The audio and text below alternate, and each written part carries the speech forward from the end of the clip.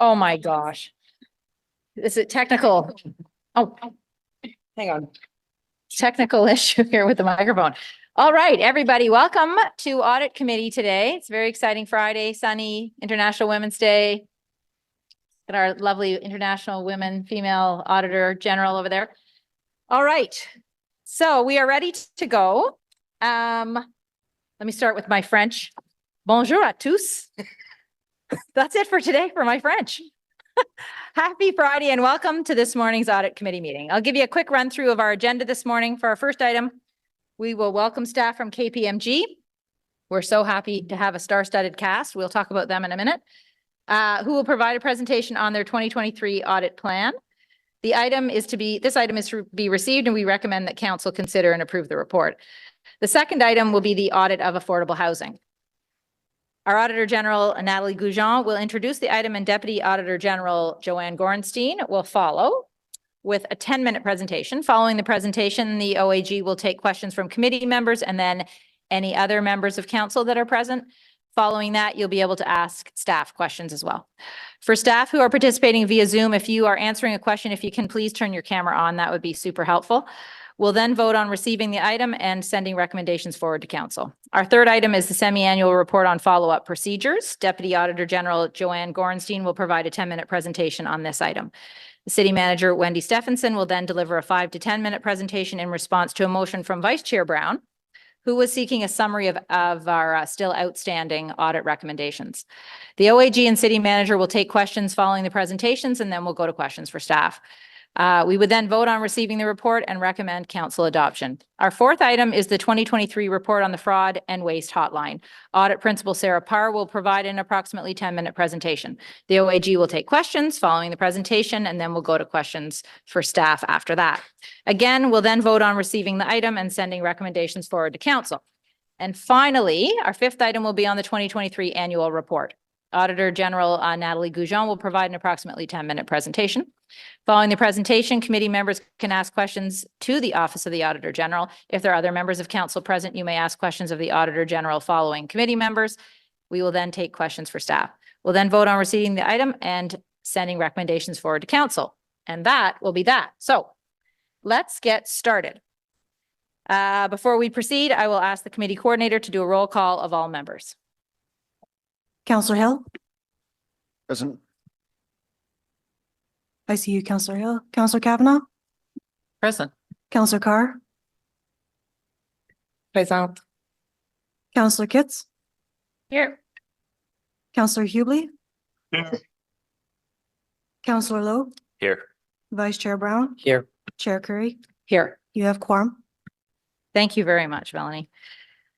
All right, so the item we have to look at next is declarations of interest. Are there any declarations of interest? I haven't received any. Not that we're not interested. I'm interested in you speaking. We're very interested. We just have no declarations of interest. Confirmation of minutes. 3.1 Audit Committee minutes for November 27th, 2023, and Audit Committee confidential minutes for November 27th, 2023. Are the minutes noted on the agenda confirmed? Confirmed. Confirmed. Thank you. Finance and Corporate Services Department. We have our item, the 2023 KPMG Financial Statement Audit Plan.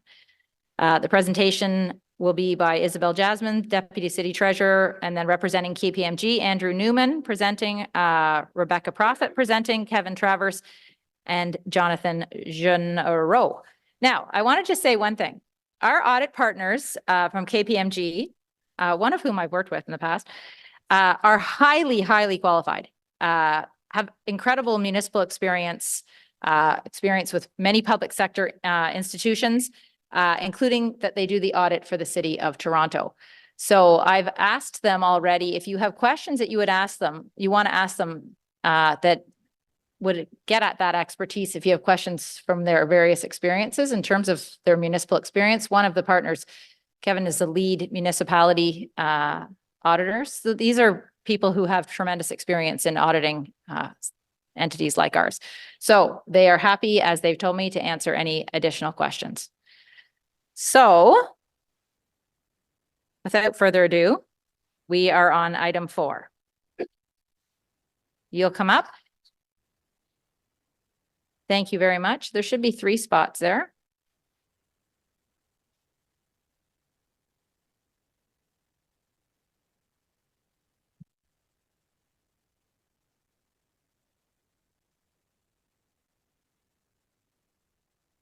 So, and Isabel, am I going to you first? No. Okay, fine. I'm going to you, Andrew or Rebecca first. Yeah, you have to keep the red light going there, Andrew. Yeah, that's Okay, the good there thing. we go. Super. Oh, wow. That is loud. Through you, Madam Chair, and thank you for those kind words. But thank you to this committee and management, certainly for your faith in appointing KPMG as your external auditors. We are very excited to start with you and build a new, albeit independent, relationship with the city staff and with this committee.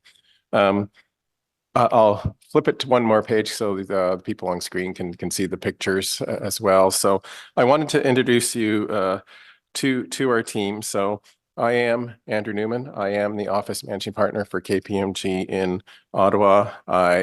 For 20 some years, I was the leader of our local not-for-profit and government practice. And of interest to the city and this committee should be I was a member and vice chair of the Public Sector Accounting Board, which sets the accounting standards that the city reports under for 12 years, ending in 2020. To my right is Rebecca Profit, who is a new partner and has succeeded me as leader of our not-for-profit and government practice. And Rebecca will be keenly involved in this audit. She brings municipal experience from the city of Kingston and actually moved up to Ottawa about 6 years ago to work in this space. And she will do most of the presentation, not just because it's International Women's Day, but quite frankly, because she's that good. And to my left, is Kevin Travers. And when we did our proposal, we committed that Kevin would have an active role in the audit, given his vast experience in auditing cities and currently as the auditor of the city of Toronto. So Rebecca is going to give a very short presentation, Chair, so that the committee can have appropriate time to ask any of all questions to us, but particularly to Kevin to take advantage of his experience, because that is what we offered in the in the RFP process. The audit has started already. Don't worry, we're not waiting for this approval to start. It has been great to build and renew relationships with Isabel, Luke. Our IT audit team has been highly involved with your IT department, getting that work done. And it's gone quite well for a first-time audit. There's always kinks to work out and who to ask what to, but that is happening. And I certainly want to commend Isabel and in particular Luke for their patience and helping us work through those kinks. And as part of getting to know the city and understanding the operations of it, and I'll warn the people mostly to my left, we will be coming to visit all of the general managers to learn about their areas of authority and operations, for short interviews. And with that, I'll pass it to Rebecca. Thank you, Andrew, and good morning, everyone. It's a pleasure to be here and represent KPMG on our first year as external auditors for the City of Ottawa. If we can continue to the next slide, please. I'll speak to the highlights this morning with our time together. We have subsequent slides, which we can certainly toggle to if there are further questions, but I'll focus on the highlights presented before you. Our materiality for the year is set at $110 million for the consolidated financial statements and $80 million for the city proper. This is based on 2% of your total prior year revenues and will be the foundation with which we feel would impact users of your financial statements in making decisions. When we consider the involvement of others in our audit strategy, we'll rely on management specialists, those being Mercer, for their employee future benefits, Normand and Beaudry for their legacy employee future benefits, and Dillon Consulting for their environmental science and engineering reports, which provide the valuations for your land closure and post-closure liabilities and contaminated sites. Within KPMG and the faces on the previous slide, we'll work with our specialists in areas of IT audit who are looking at the environment and application controls. And as Andrew had mentioned, their testing is underway in terms of understanding and testing the control environment. Our risk team has been looking at your key business processes and the controls, as well as the overarching entity level controls at the city. And our actuarial specialist will look at that reporting from Mercer and Normandin Beaudry to assess the reasonability of the assumptions that they're using when it comes to your employee future benefits, WSIB, retirement and sick leave benefit obligations as well. In terms of the current year considerations, there are 2 new accounting standards that the city will be contemplating this year through the presentation of their financial statements. The first being around asset retirement obligations. So management has had a significant undertaking underway the past few years to value those asset retirement obligations and provide that audit trail for external auditors to follow in terms of adopting this new standard. So correlating the underlying data inputs, the assumptions and the modeling that will go into valuing your asset retirement obligation. And the second being financial instruments, which management has well in hand based on our preliminary planning discussions. In terms of the group audit strategy, as you see before you, our scoping was based on financially significant components based on both total assets or total revenues. And there are other components that are audited and have their own individual statutory reporting requirements that don't necessarily scope in terms of your group consolidated financial statements. So for the purpose of our audit over the group financial statements, those significant components will be the City of Ottawa proper, the transport services, and Hydro Ottawa. And all of these are audited by KPMG here in Ottawa, so there will not be an involvement of any other external auditors. Our coverage will give us 98% of your total assets and 77% of your total revenues on your consolidated financial statements with that approach. With respect to independence, nothing significant to highlight here. This is certainly the value that we bring as your external auditors. And should there be any matters to raise, we would certainly raise those early through management and yourselves to be addressed. On the right-hand side, we do highlight 3 significant risks. The first being the presumed risk of management override of controls. This is a Canadian auditing standard. It's not unique to the City of Ottawa by any means, and it simply recognizes that management is in a unique position when it comes to preparing the books and records of the financial statements. So we'll address this standard through our standard procedures. The second significant risk is around the consolidation process. So recognizing the complex organizational structure of the city and the manual processes that are involved in the preparation of the financial statements. The third risk is around the presumed risk of fraudulent revenue recognition. So this is a presumed risk of fraud under Canadian auditing standards. And so we will perform procedures to address the risk that there may be overstatement of revenues through manual journal entries or other adjustments when we looked at deferred revenues, including the obligatory amounts. And lastly, the other areas of focus that you see there are certainly detailed well within our audit plan as well as their risk rating, but do not rise to the level of a significant risk in terms of our audit approach. And lastly, our timeline, upon appointment in the fall, our audit planning commenced. We've been working through our risk assessment and interim procedures throughout the winter, involving the IT and control testing as mentioned, and we'll commence our year-end fieldwork shortly in April and be prepared to be back before this committee in June with our audit findings report. And so before I pause to take on any questions from our plan or questions of KPMG in general with our municipal experience, again, I just want to thank Isabel and Luke and their team for working and collaborating with us through this auditor transition year and setting us up for success as we head into the year-end audit period. So thank you. Great. Thank you very much. Yeah, this transition year is always a unique one for sure. All right, audit committee members. Who has any questions?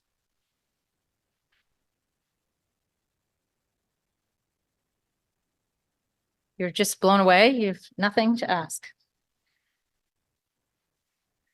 I have a question to ask. The question is the asset retirement obligation, that new concept. You said that our staff already have, a clear understanding of what that means. But can you explain to councillors what that actually means for us to be aware of? What that means as a city? So management has been working actually with our accounting advisory practice at KPMG in terms of understanding the reporting requirements and calculating that asset retirement obligation. So we will work with management to look at the underlying data that has gone into that calculation, as well as the methodology that was applied and the actual accuracy of that calculation. And then you will see that within the financial statements that will be issued for this year. Okay, just maybe to be more clear. So what does that mean? That now we have to pay attention to our asset retirement plan? Like, what does that actually mean for us? I'll jump in on that to you, Madam Chair, just to give the overall clarity as to what the standard's going to require. It's going to require the city to look at all of their assets and determine where there is a legal obligation at the end of life, whether it's already fully depreciated or not, determine if there's a legal obligation to incur costs upon retirement, to book that obligation now in your financial statements and going forward. Okay, and this is a rather new thing for municipalities. And Yes. it comes into effect when? Right now. Right now for this particular audit. Yes. Okay. Committee members have any other questions? I was going to ask, are there any differences you're seeing already between us and the city of Toronto? To you, Madam Chair, that's obviously a great question.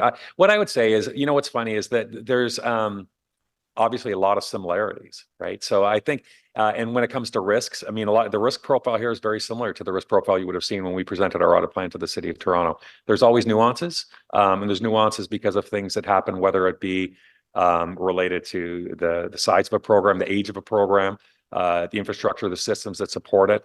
But really, again, the themes look very, very similar. Okay. Well, if you think there's anything we can learn, we would love to know that. Absolutely, Madam Chair. And by the way, I'm sure they would feel the same. Yeah, exactly. All right. Well, thank you very much. We're very excited to be working with you given the caliber of all of your experience. It's pretty special. So, seeing no further questions, I don't see any other hands up. What we have to do is receive this item. So, well, actually, can I just ask committee members, do you have any questions for staff on this? Wasn't very clear that we could switch over to staff. No? Okay. So then we are just going to receive this. Is this item received? Received. Okay. Well, thank you very much. Good luck with all your work ahead. Hope it's lots of fun. All right. Office of the Auditor General, you are up next. Okay. So we are now on to the audit of affordable housing. Thank you very much, Chair, members of the Audit Committee. So as Councillor Curry just mentioned, the first report that we would like to present to you today is the audit of affordable housing. I'd first like to take a moment to thank management as well as staff, especially those within housing services, for all of their collaboration throughout the course of this audit. We'd also really just like to acknowledge the importance of their work, and also that there were many competing priorities during this audit. So we thank them very much for their collaboration.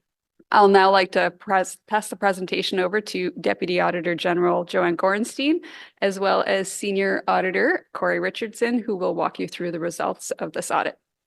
Merci. Prochaine diapositive, s'il vous plaît. Thank you, Natalie. Good morning.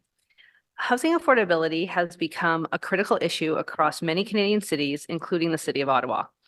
In January 2020, City Council declared a housing emergency due to the increased and prolonged waitlist for affordable housing and the overcrowding of emergency shelters. Given the state of affordable housing across the country, there's a significant focus and effort at all three levels of government. Under the Housing Services Act of 2011, municipal service managers, in this case the city, are required to develop and implement 10-year housing and homelessness plans. The city's 10-year plan was most recently updated in July 2020. This revision identified the goal of creating 5,700 to 8,500 affordable housing options, which are new units and housing subsidies, between 2021 and 2030. This includes 500 new affordable housing units per year as outlined in the long-range financial plan. The plan, including its targets and the associated financial estimates, were based on pre-pandemic assumptions. Economic forces have affected material, fuel, labor, and financing costs. In addition, new provincial and federal legislation continue to impact the processes involved in approving affordable housing developments. Such changes in many of the factors used to develop the plan have resulted in a requirement for a review. The next refresh of the plan is scheduled to be released in 2025. As part of the federal government's Housing Accelerator Fund program, we understand that the city was recently approved for $176.3 million in funding to deliver up to 4,450 new homes over the next 3 years. While not exclusively focused on affordable housing, initiatives include providing capital funding for projects, streamlining the development pipeline, and offering financial incentives for below-market developments. Further initiatives include reducing barriers to increased density, as well as streamlining approvals for zoning bylaw amendments, site plan controls, and development reviews. Next slide, please. The objective of this audit was to assess whether the city has designed and implemented programs and structures to support its affordable housing objectives as outlined in the 10-year housing and homelessness plan. Given the ongoing change in the industry, we focus on providing assurance that the policies, tools, and structures within the control of the municipality are in place to support programs aimed at increasing the development of new affordable housing units. The scope of our audit work ended as of July 30th, 2023. The scope of this audit did not include city activities or programs related to homelessness, emergency shelters, or the administration of supportive housing, social housing, or housing subsidies. Furthermore, the Social Housing Registry of Ottawa and the administration of the centralized waiting list were also outside of the audit scope. Some of these areas have been included in the scope of past audits and/or are planned for future audits.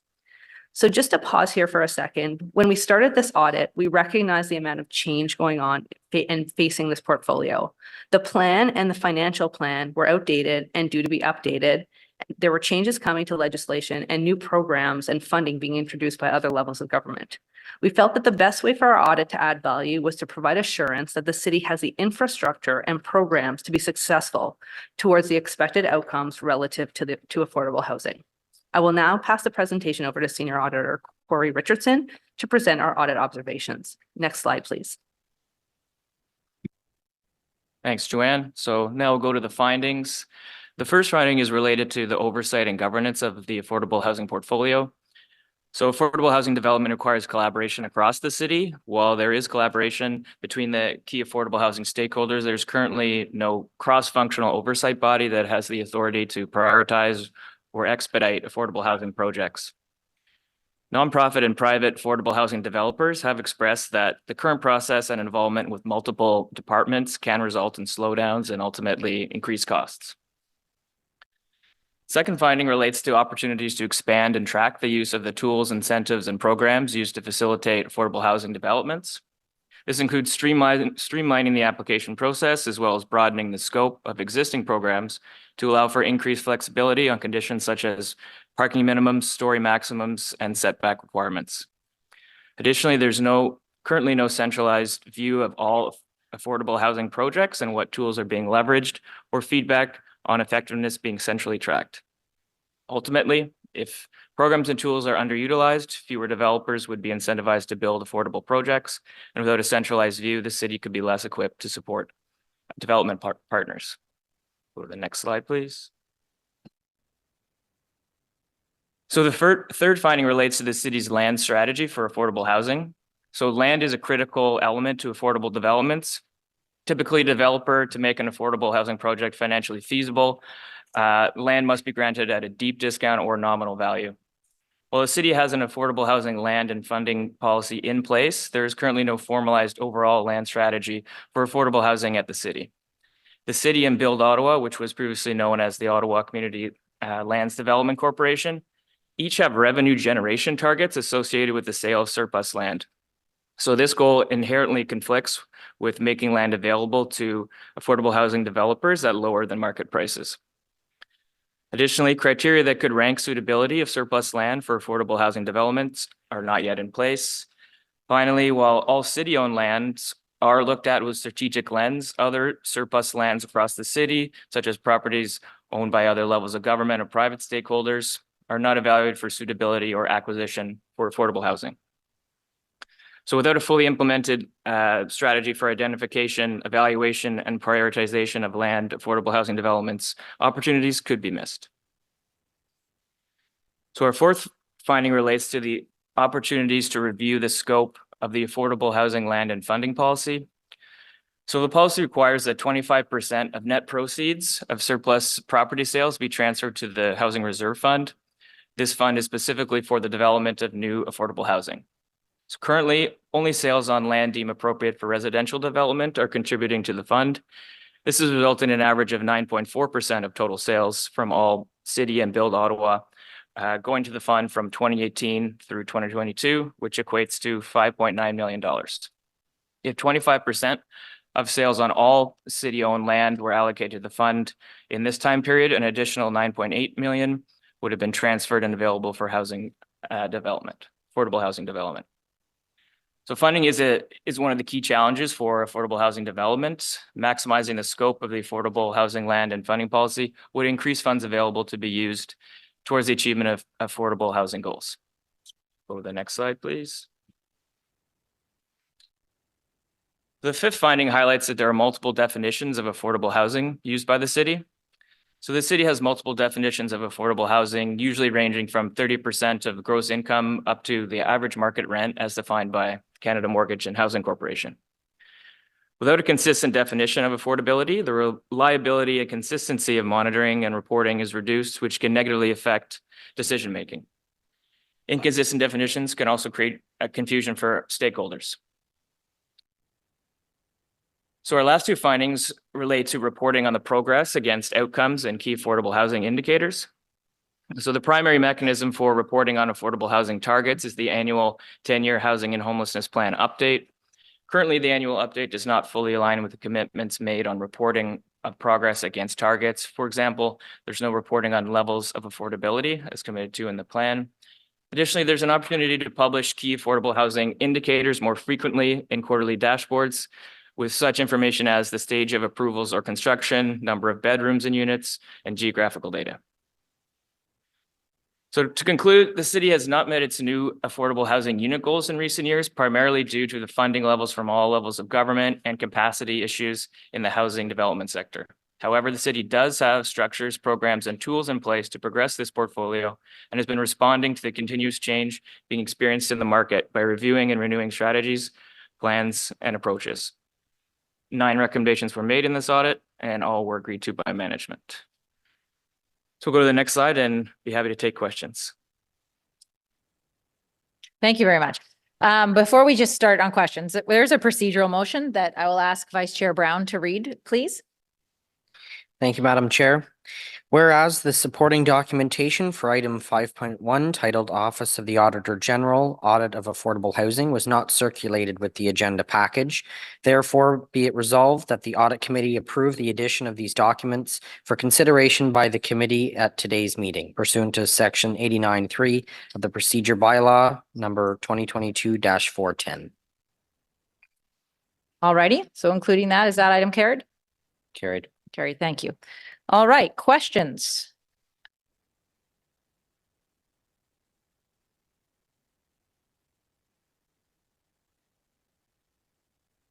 All right. Councillor Carr. Thank you, Chair. Merci beaucoup. Thank you for the presentation. I will commend you on doing an audit on affordable housing when we have no definition of affordable housing. That must have been quite a feat. Indeed, it's recommendation 7 that recommends that we seek that. I'm wondering if when undertaking the audit, given that we didn't have that definition, if there was any thought, one of the biggest discrepancies that I find in affordable housing is that we have those different definitions. 30% of income for people living on OW or DSP is a significant difference in rent paid, whereas 80% of AMR, that's, you know, thousands of dollars in difference in rent. Was there any thought to, you know, putting together a recommendation on assessing that gap in affordability and really looking at studying, you know, who is this affordable for? Or I guess perhaps that couldn't be contemplated when we're missing that definition. Thank you for the question. That you hit it on the head. It is very hard to have made an evaluation of that.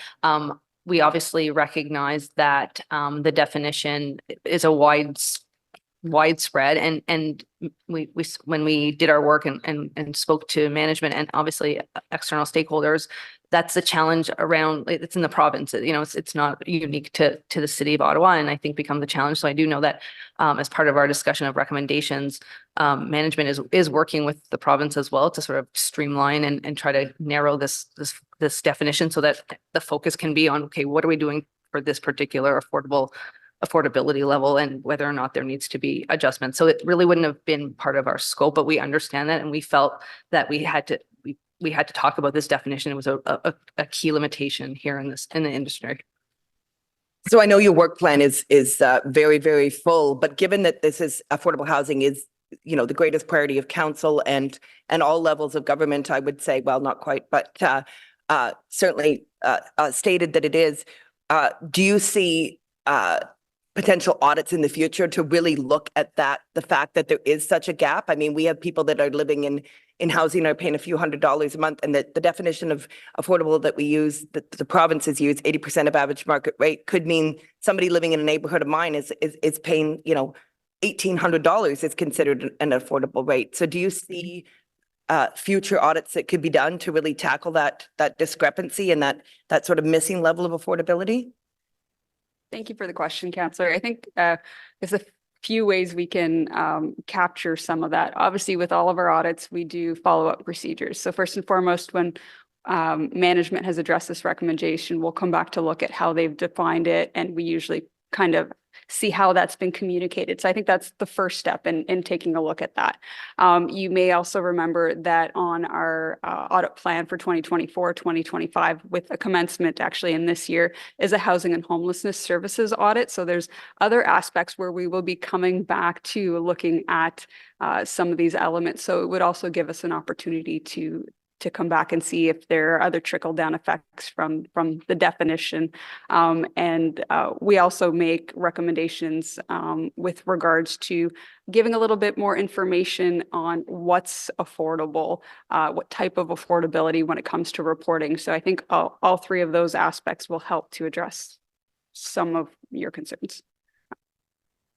Thanks. Yeah, and I'm hoping that housing and homelessness audit will, I know you wouldn't have scoped it yet, will also sort of address some of the more external factors. I mean, definitely this audit dealt with factors that are internal to the city and what we can do to improve governance and reporting. But I'm wondering in your dive of all the materials of affordable housing, you know, if you noted anything for the future that you can look at with respect to different levels of government and the administration, because one thing that came out very clear in the audit is that we're very siloed in terms of programs and how we deliver that. But I think, you know, that's largely a factor of how different governments deliver different programs. I mean, even the different funding that were provided. I mean, we had Rapid Housing Initiative, which helped develop really deeply affordable housing. And then there's the Housing Accelerator Fund.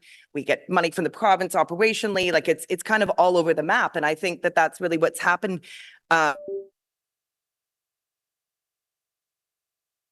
People that were providing it for. Did you see anything that you know, recommendations that you thought of or could think about how different levels of government could work better together? I know that's way out of the scope of it, but I'd just be curious to understand, you know, from an auditor's point of view, if that was something that really stood out. So the unfortunate situation is that our mandate only takes us to what is within the city's control. Other levels of government are obviously outside of our mandate, so we really can't speak to what they should or should not be doing. What we do highlight is obviously limitations. So we talk about, in the context, we talk about, a lack of funding. We do outline that that's funding from across the board. So we do know that that has an implication. And I look to Deputy Auditor General to see if she's got anything else to add, but it truly is outside of the scope of our mandate, unfortunately. Yeah, no, I understand it. I completely understand and know that. I see it as such a big hindrance when we don't have that coordination between three levels of government in terms of determining what programs we need, where the gaps are. It just, everybody works so independently, which I think is part of the reason why we've ended up with delivering an audit that speaks to how we deliver it in the city, is because that's how it's dealt with. So, but thank you. And I'll just add one thing. I think, to credit of management, I think there's obviously an advocacy piece as well. So but we certainly saw that. And I think, both at the political level and at the bureaucratic level, like at the administrative level, we recognize that there's an advocacy piece. Great, thank you. Thank you. Yeah. And Councillor Carr, if you want to go back on for some more questions, I know you have lots. Before I go to Councillor Kavanagh, I just want to say for anybody watching this online, if you can't see in the audience here, but this affordable housing audit is obviously a very important audit, but you can see who's here in our audience from this perspective.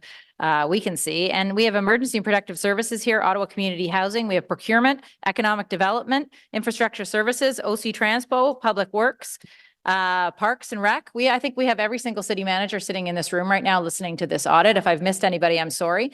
But you can see how important an affordable housing audit is, because it touches every single department in the city, and its great importance is indicated by the presence of so many people here in the audience today. So thank you all for being here to listen and to listen to what councillors' questions and the answers are. Councillor Kavanagh. Thank you, Chair. And thank you, Auditor General, and to your team for doing this. This is a huge topic, and clearly it's front and center for our city. Recently, we had, at the Finance Committee, we had an update on economic development, and I just can't see economic development moving forward without affordable housing. And so this is very timely. I realize you wrote this before the announcement came for the federal housing. How do you see that fitting in? I'm concerned that we need efficiencies. Is that what we're looking for in terms of how we get that money out fast?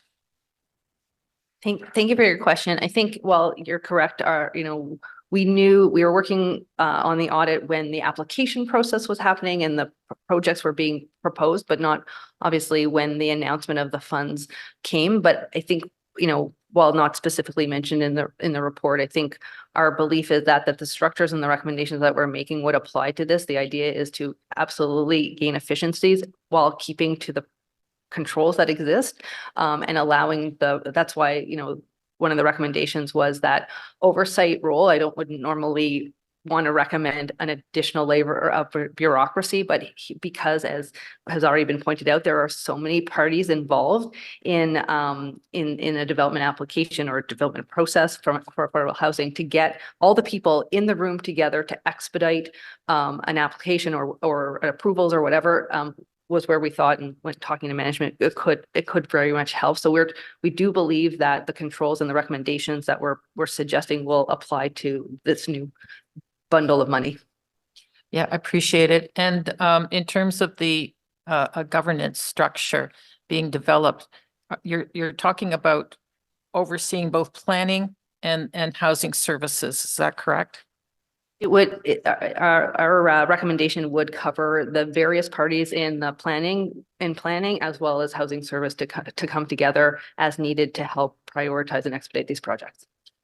Thank you. As you know, I'm chair of Ottawa Community Housing, and this is a top priority for us. We want to get moving on using the funds and building for our city and working together with our partners. We're wholly owned by the city. I just trying to get my head around next steps, because housing isn't instant. It takes years to get from starting with shovels on the ground. And in terms of the process, where are you seeing that the most time saving would be in terms of possibilities from your view? I might refer this to management for more detail, that they're closer I definitely to will it. ask that to management. But I will say that I think what we've learned from the audit is, as you said, to get to where you're putting shovels in the ground can take a long time. So, we did recognize in our report that the city has been giving money to sort of pre-development to allow for developers to get all those steps done and funded such that, there's a pipeline. And so when the funding is made available, there like shovels can go in the ground fairly quickly, not instantaneously, but quickly. So that was one of the things that, helps expedite, but there's others. Oh, I appreciate it. And in terms of just the housing indicators, we're looking at stats. I know that's going to be a big job. And I appreciate you trying to tackle the definition of affordable housing. I think we're all struggling with it at times when we, talk about it. One of the things that I find difficult is describing when, a development has affordable housing units versus nonprofit housing and how that's treated. I don't know if you looked at that. The CMHC definition versus, the traditional social housing definition. We acknowledge that there are lots of definitions. We put examples of a few, but there are others. We know at the different levels of government, they're using different words as well. So a challenge across the boards, but so I recognize that. Now I appreciate you looking at surplus land and how important that is and how we can make best use of it. In the case of Ottawa Community Housing, for example, we tend to have our own land and our own opportunities. I don't know if that puts us in a different category that should speed things up when we're in the process. I'd probably want to ask management that question for sure. But again, we recognize the same thing and having it available absolutely for development expedites the process for sure.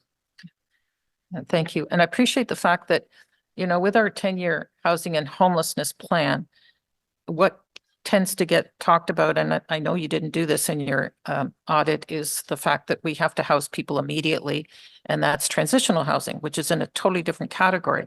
And that's part of the recognition. And I'm constantly explaining that to people myself, that's not housing. That's a place for people to sleep right now until we can get them permanent housing. So I know it's not covered in the audit, but how does that fit into just keeping track of where we are? So that from what we've seen is quite a separate process, separate lists. Again, I would defer to management for more insights. However, we do have a homelessness audit plan. So these types of topics will definitely what we include in at least in our risk assessment. Okay, so it all blend together. You're taking on a lot. Yeah. I'll stop there because I know my colleagues have questions. Thank you. Thank you. Thank you very much. Councillor Hill. Thank you, Madam Chair.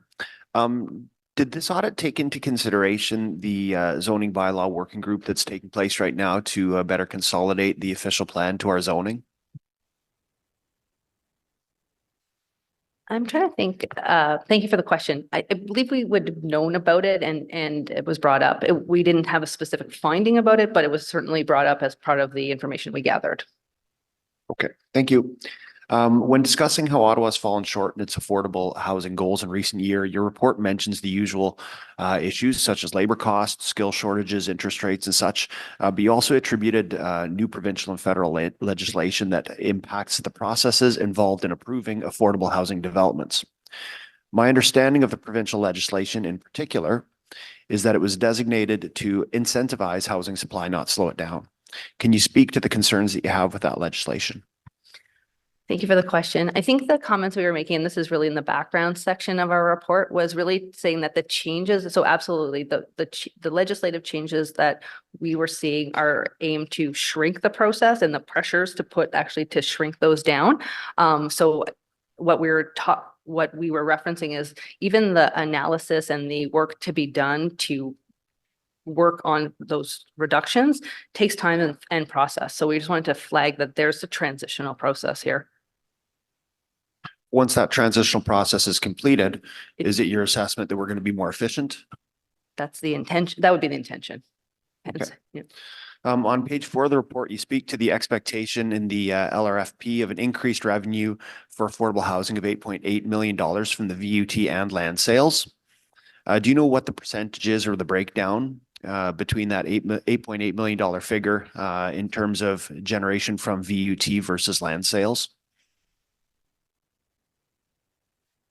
Thank you for the question. We have the breakdown, I think, for other years, but I would prefer to management for 2024. Okay, I'll ask that question when it comes to that. Thank you. I think my last question for now, on page 12, when you speak to the opportunities to broaden the scope of the affordable housing and funding policy, you note that other smaller municipalities have higher rates of inclusion for the transfer of proceeds. However, increasing the inclusion rate would reduce the funds available for other purposes. Could you please speak to the consequences of increasing the inclusion rate and what other programs you believe would be impacted by change in these funds? Thank you for your question, Councillor. I think the first part is clarifying what that finding is. So I think there's a difference in interpretation of the policy in itself.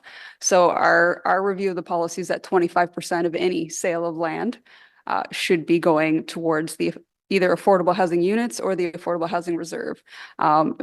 Staff's interpretation is that is only for land deemed for residential purposes. I'm just ensuring that I got that correct. So that right there is a gap.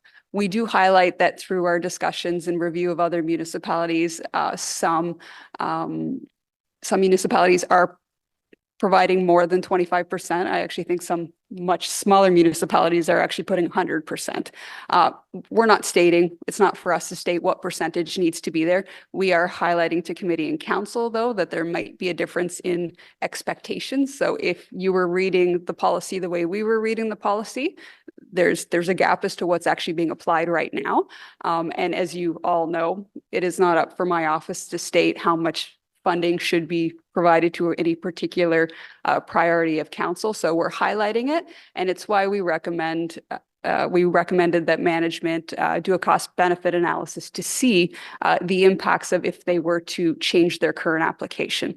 Obviously, any funding that is currently not going within the reserve or directly to affordable housing units is being applied to other programs and services. I couldn't speak to how much and where. I think that's obviously management looks every year on an annual basis on the funds that they have, and they allocate based off of their needs. So any changes to the current application would have an impact on programs and services based on how they allocate funding.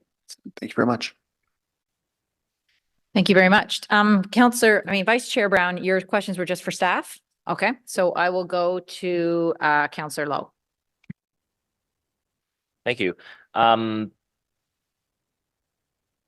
So in your first recommendation, it talks about the cross-functional oversight body and governance in general. And while some people will see this as, ooh, it's another layer of bureaucracy, it might not necessarily be a bad thing. I guess this depending on how it's executed, right? However, my question is, what about us in terms of the way that we're laid out? Right now, I think most affordable, like anything to do with affordable housing kind of goes to two committees. It goes to community services, it goes to planning and housing. Do you see any opportunities, or is that within your scope to kind of say if there are any opportunities to sort of consolidate that, improve how that is divided up, or how communication between the two committees happen?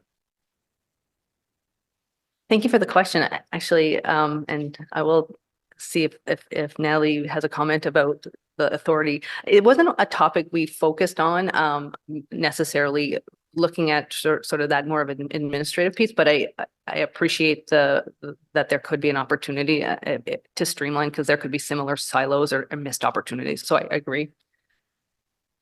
I would echo what Joanne just mentioned, and when in doubt, if we're able to streamline any processes to make the timeline go faster, as we mentioned, every delay costs more money, which means it's either the city needs to put more money into affordable housing to make it affordable, or it's costing more money for the developers to move forward with these. So while it wasn't an item that came out during our audit, I do not see any harm in actually taking a look at that. So I guess I look to management and to the clerk's office if that's something that they would be open to reviewing.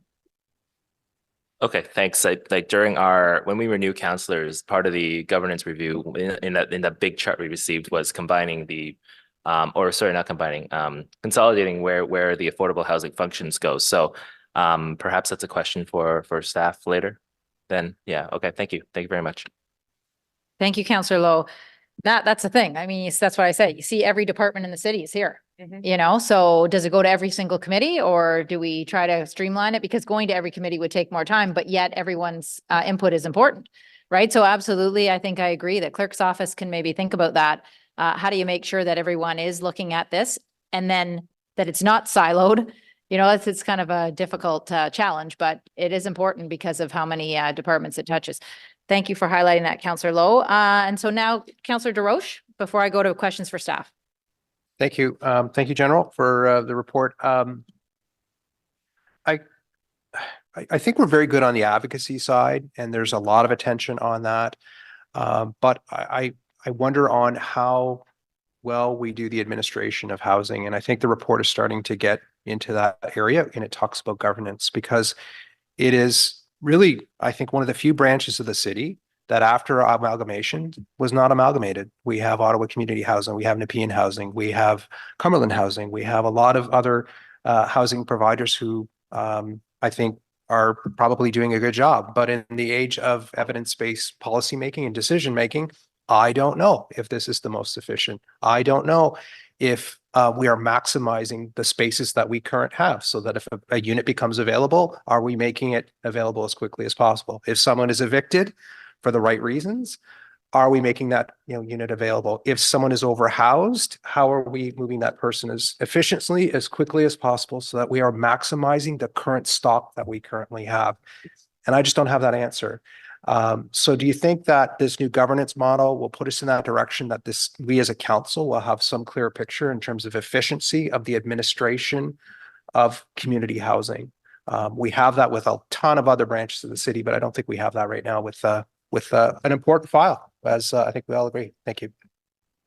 Thank you for the question. I would agree with your comments. I think, there will be with the legislation and with the expectations of the other levels of government, and again, management would be in a much better position to talk about this. There will be the need for all this to be looked at together in totality to really to deliver on what's being expected. So I agree. Just starting. Thank you. Thank you. And I look, I guess I'll just tick off another vote, as Councillor Carr said, that I hope there will be additional reports that come forward that deal with what I would like to see is, again, efficiency of our operations, comparisons across, the organizations that we have right now to again ensure that we're not building bureaucracies. We want to build housing, not greater bureaucracy to administer a lot of money. Thank you. Thank you very much, Councillor DeRoche. That's a big quote for the day. We're not building bureaucracies, we're building housing. Okay, now for questions to staff. So Councillor Brown, you kept your hand up. That was strategic. Vice Chair Brown, we'll go to you. Thank you, Chair. In terms of recommendation 1, it says that management will formalize this internal governance structure in Q1 of 2024, and we're going to be into Q2 2024 in 3 weeks. Is this going to be done in 3 weeks? Thank you for the question, Chair. Actually, it has been done. We've developed an interdepartmental task force on affordable housing that has membership from the Planning, Real Estate and Economic Development Office, from our Community and Social Services Department, from our Financial Services Group, and the city manager is also part of this group. So what we're doing is coming together to, as was mentioned in the report, respond to some of the feedback around the perception of silos, and really bring to light the level of partnership that does exist right now among the various departments. But specifically, the work plan will be focused on implementing the audit recommendations if once approved, if approved. Also, the implementation of the Housing Accelerator Fund, that program, as well as looking at the land strategy and funding strategy. and other policy and other issues that arise with a goal to achieving our not only affordable housing targets, but our overall housing targets. So we're very excited to have launched that task force, and thank you to the Auditor General for supporting that goal to establish a more concerted, collaborative, focused view to accelerating the building of housing in Ottawa. Thank you very much for that. And how will this internal group be communicating to committee and council exactly what they've done to streamline this process to expedite the approval of affordable housing? So like I'm interested in the nuts and bolts of it. I want to know exactly the issue before and how you fixed it. So how is that going to be communicated to committee and council? Thank you. So we're 2 meetings in and we're working out those nuts and bolts, Councillor, but there will be at the minimum quarterly memos to council as updates on the work of the task force. Thank you very much. And in terms of recommendation 5 and the Auditor General touched on it, if we start applying the full 25% of funds that we could allocate and fulfill that that policy, there would be a financial implication with other programs and services. If we shift our definition and we start adhering to that policy to that full percentage rate, can we absorb across the corporation that financial impact? So we're not cutting back on other important works, but we're contributing the maximum financial resource possible to this? That would have to be as part of the budgeting process to identify where dollars would need to be shifted, but it would impact our overall budget and other citywide services. All right, thank you very much. I'll leave it there, Chair. Thanks. All right, thank you, Vice Chair Brown. Councillor Carr. Thank you very much. I have a few questions for staff. I think probably this one is for Creo, not sure. One of the recommendations when we talk about the land strategy is to assess, not only assess city-owned property, but also assess federal lands. And I was wondering, just on an opinion question, if that was something that Creo would see as valuable. And just from my own experience within my ward, over a year ago, the federal government said, we don't know what we're doing with 599 Tremblay, which was going to be an office complex. So the impact of that decision has been that there's no development of the 900 units at 430 Tremblay, which is a Canada Lands project, and we can't develop the private land that they sold off to CLV, which is 124 units, because it's all dependent on shared utilities. So the lack of decision-making by the federal government is effectively holding up thousands of units in my ward. It's not dissimilar from the fact that the Federal Study Center, 1495 Heron Road, was abandoned in 2012. Federal government paid over $1 million in maintenance of it for years. The application's now active with the city, but 12 years, an empty parcel of land that has the ability to house 800 people. Similarly, last year, the federal government delisted 10 buildings and everybody got really excited. This is going to be what solves the problem. I don't think anything's happened in a year. So I'm just wondering from Creo's assessment, is there any value in assessing federal lands, or is there any work towards working better with them to get some of these properties available? Thank you for the question. So we do have a relationship with our counterparts at the federal level, and when we find out through them about lands that are being surplus, we do circulate them internally to see if there's a city use. One of the key elements, though, is the federal government typically wants to get market value for those lands, and so we will circulate. And then if someone puts up their hand, we'll usually ask, do we have a budget for it? And we can have conceptual discussions with the federal government, but until we have the money's in place to purchase the lands, the discussions can only go so far.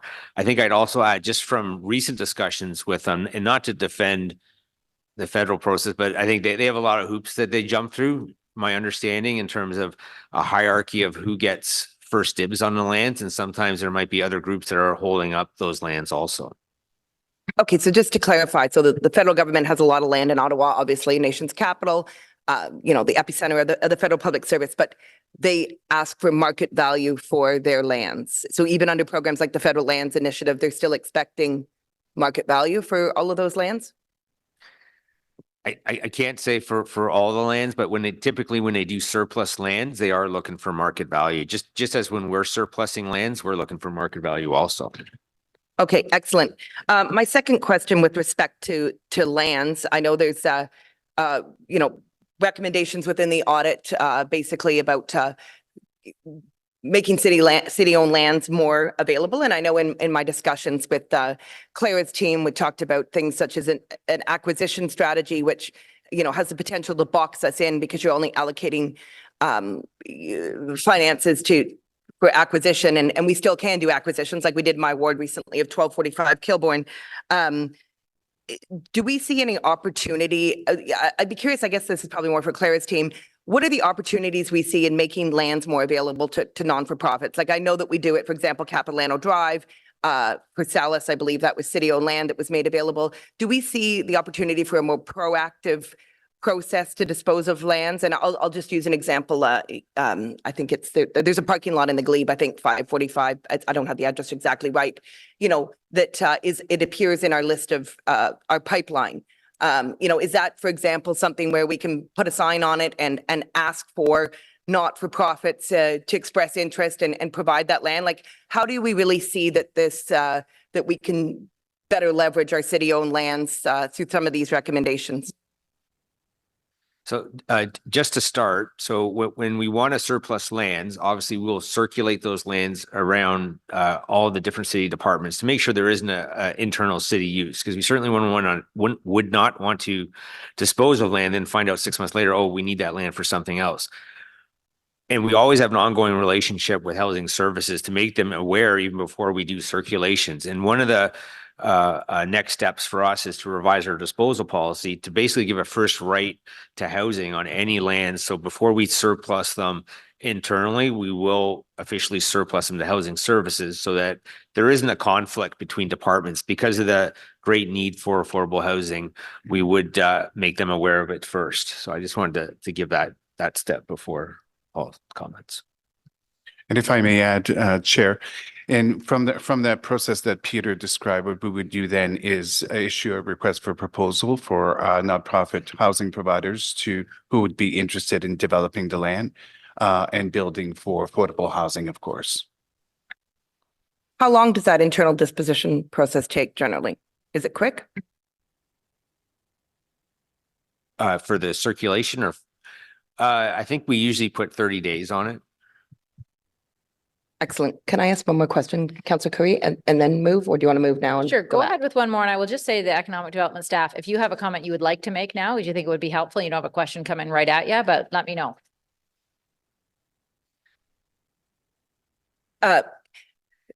So I guess my question likely is going to go to Clara's staff.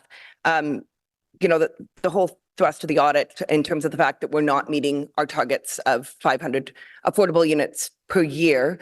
I'm wondering if you can speak a little bit to methodology in terms of how we're counting those units, because largely it's been completions, but we also have other ways that affordable housing is being created now within the city. And I know that the team has been working within my ward, for example, on the social contract with Herongate to declare certain units affordable as per the social contract. And as well, we're opportunities that have arisen, for example, with the land trusts that have purchased, that we've helped facilitate a purchase of a building to keep it at a level of affordability that would likely be around 80% AMR. So it's not necessarily creating new units, but they are affordable units. So I'm wondering if you can speak to any changes in methodology in terms of how we'll be counting units. Are they just construction? Any comment on that?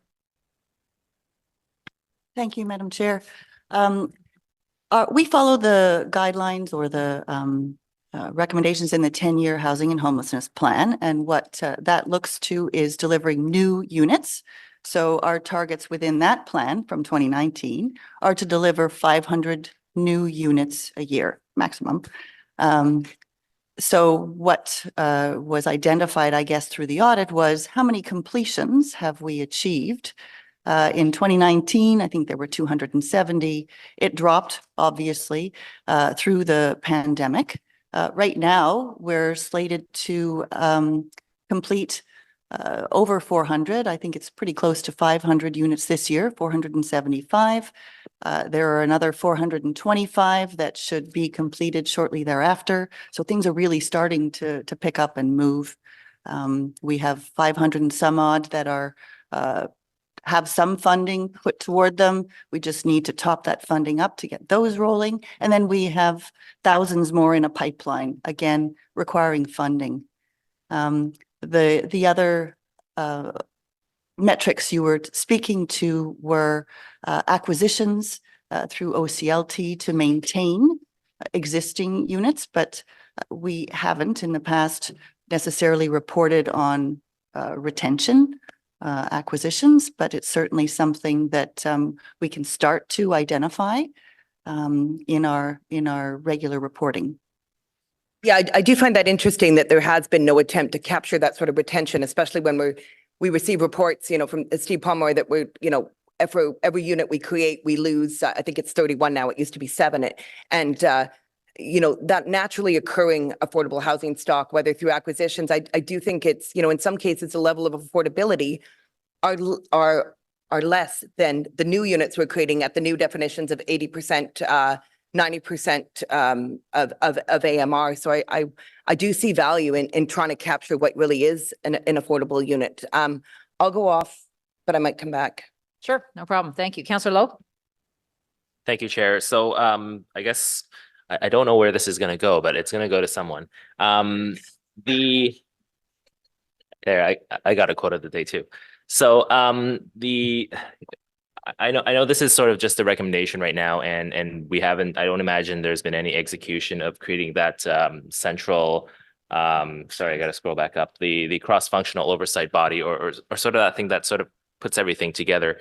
Have there been any, at least, let's say, early discussions about what that might look like? Is that like, are we going to hire another, $250,000 person, or are we going to sort of find somebody within who'll kind of function as that person as well?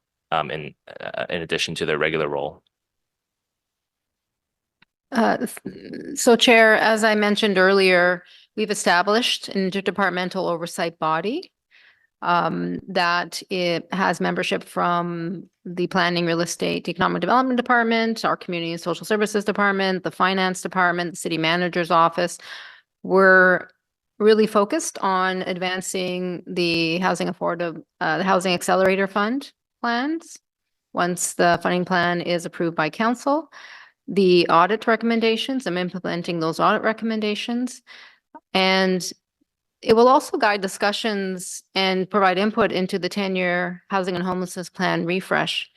I think once we actually move forward in advancing the work of this oversight body, we will be able to come back to council with some recommendations on how to improve the internal systems that allow for speedier, more timely housing construction.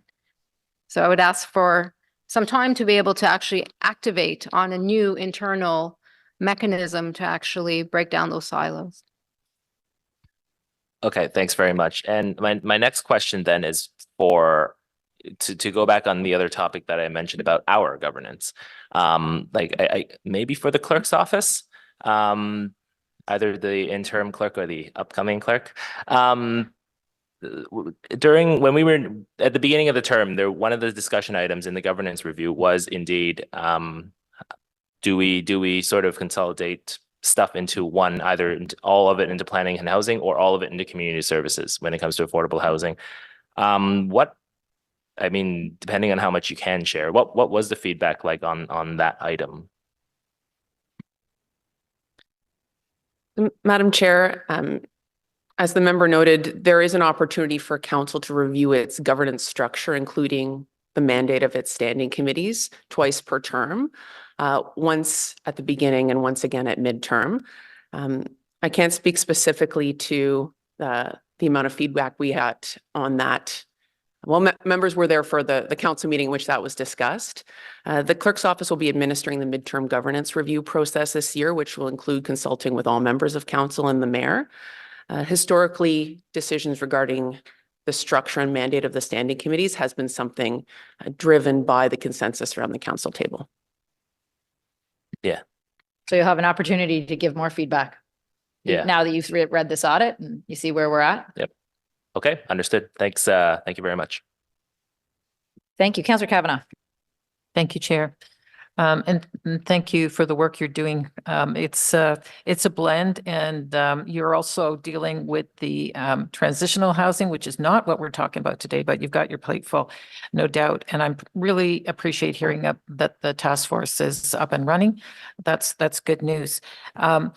What are you hearing from the providers of what steps can be removed to speed things up? Because we all know time is money, and the faster that projects can get moved on, the less expensive they are. And of course, we want those houses built. So what steps are you looking at removing? Madam Chair, as Claire indicated, we'll be coming back with reports. We're looking at removing any zoning impediments for any sites in our housing pipeline. We're looking at a simplified, streamlined development review process to get affordable housing projects delivered as quickly as possible, stripping down some of our current requirements. So you'll see reports on those in the next couple months that will spell out those details as Clara indicated. That's great. I really appreciate that. It's something that was already raised is the loss of affordable housing. And we're aware that, it's not about building houses. It's about the housing that is no longer affordable. We're losing it. Are we looking at legislation, bylaws, whatever, on renoviction? Because that's something that's been raised where a lot of housing is lost and we just can't keep up with it in terms of building more. So I'll start with that, and perhaps David may wish to add. So good question. The province is currently looking at this issue right now. So we're kind of waiting to see what's in scope. The policy regarding rental housing protection was reinstated in our official plan with the Bill 150 changes. The minister removed some of those modifications. So our official plan has the enabling policy, but there's provincial activity. We're waiting, to see where they land on this, to see what's in scope at the municipal level. I appreciate that. We do have a planning and housing committee now. So is it possible to get regular updates on where we are? So this is moving pretty fast. If you've got a task force already in play, is it possible to get regular updates at planning and housing, for example, to say where we are in terms of moving forward on affordable housing? Yes, I think, thank you for the question. I think Claire indicated we'd look at quarterly updates. We currently provide updates quarterly on our housing units and approvals. So I think what we need to look at is, can we, combine some of those functions, expand our current reporting to include, those aspects you're looking for. So that will be coming. One of the things I wonder about is how long is it taking now for a typical large project to get through the stages of being accepted and approved? And what are our goals? What are we looking at timeline goals of efficiencies? So that's, thank you for the question. That's, it really does vary on a site by site basis, but, our current Bill 109 goals for, a zoning change are 90 days, site plan 60 days.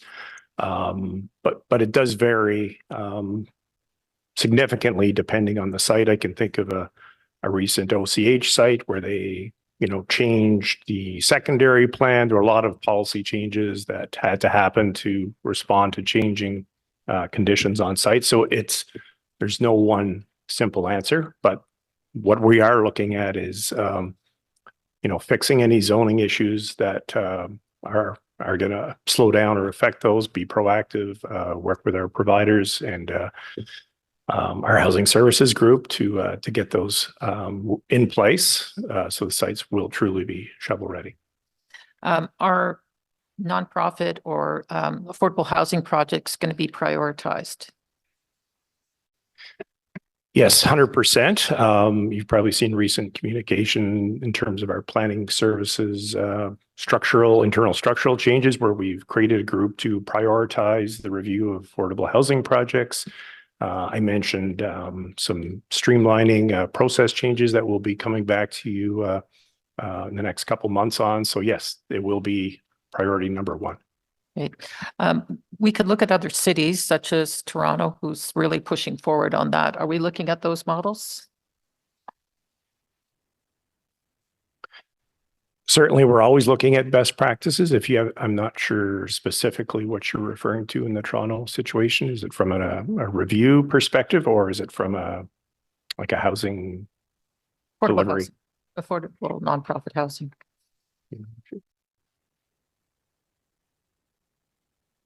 Chair, can we get clarification on the models you're referring to? They're looking at prioritizing and targeting more affordable housing, and they're looking at streamlining their processes as well. So are we looking at what's going on in other places like Toronto? I'll ask Mr. Wise to speak to that. Yeah, Councillor, and thank you, Chair, for the question. I think maybe if I could just be a little bit more specific in terms of the actions that we're doing, and Derek Moody can always jump in with a bit more detail if need be. But within PRED, within the development review system, we have set up a specific development review team that will be tasked with prioritizing these affordable housing projects as they move their way forward, as they are moving their way through the pipeline from housing services over to the development review and into implementation. So that is something that is now established, and that team is up and running. That team is also going to have carriage over the HSIP files. Those are the high social impact project files, of which files like OCH, et cetera, would be candidates for that. And the intent behind that is to provide a single face for these applications and for these nonprofit developers to be working with as they work their way through that service. Really, if you think about it, it's almost very much like in economic development. We talked about the high economic impact project. The high social impact project is really a concierge service to be able to take someone, an affordable house provider, and to be able to walk them through the difficulties of the process, link them properly with building code as they need to be, overcome policy challenges, et cetera, et cetera. That will be their task as they move their way forward. Derek, I'm not sure if you wanted to jump in or add anything else. Only that from a prioritization perspective, the high social impact project or program already does prioritize the review of that. And I think, when we look at the audit recommendations and the, there are 4 aspects to that high social impact project as it stands today. One of them is that prioritized, status and review. One of them is a reduced circulation period, a reduction in securities amounts, and a more efficient agreement process where possible. And I think, I don't want to put words in the auditor's mouth, but I think the auditor has certainly not stated that we're not doing those things. What I think she has said is we can do more. I think we appreciate that, and we're happy to look at those opportunities with the Interdepartmental Housing Task Force that's been established, and look forward to bringing forward some recommendations in the coming months. Thank you. OCH is obviously a very large developer for affordable housing, but I have small developers coming to me who want to build affordable housing, and they're not set up very well to advocate as well. But are we looking at them as well? Because OCH can't do all the projects, but there's sometimes some niche places that smaller developers can work in that are also offering affordable housing. Is there any way we can help those as well? So all non-for-profit housing providers are, all projects from non-for-profit housing providers will be directed to our new team that has been established with housing as part of their focus. And so they will be dealing with planners that, they're eligible for the high social impact project as it stands today.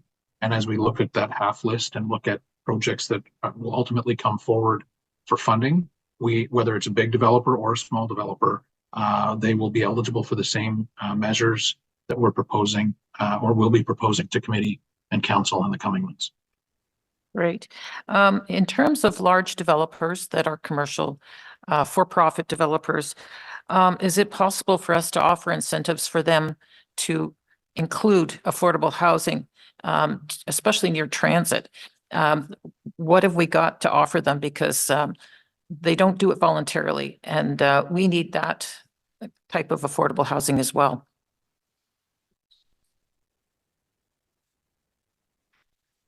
Thank you for the question, Chair. The affordable housing community improvement plan will be coming to committee, Finance Corporate Services Committee at the beginning of April and then subsequently to council for approval and discussion. Great. Thank you. Thank you. So just one clarification in terms of what Councillor Kavanaugh was asking. So anyone who applies for some of the money that we have, there are going to be clear criteria that they will actually be able to deliver. I mean, Councillor Kavanaugh's point is Ottawa Community Housing does this that's all they do, right? Smaller developers may be able to do it, but there will be clear criteria that they have to be able to demonstrate a track record, proven track record of being able to build housing. They have experience in the area. There's clear criteria. I'll start and then I'll ask Lauren Reeves to jump in. The housing services team, the affordable housing services team has been working, as you can imagine, for the last several years to build the pipeline of affordable housing. So the pipeline of affordable housing that is part of the Housing Accelerator Fund application has been one that has been built over the last several years in working with nonprofit developers, small and large. And so Lauren can talk a little bit more about who's on the list, how's the list constructed, and what is the process to fund pre-development, development, and then final construction. Thank you, Madam Chair. We have we have a list of 25 projects that we have been tracking for some time.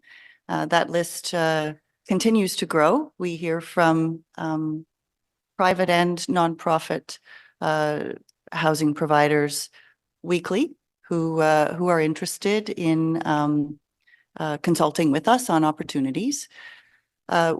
You will hear later in March at Planning Committee when we bring forward our Housing Accelerator Fund framework roadmap.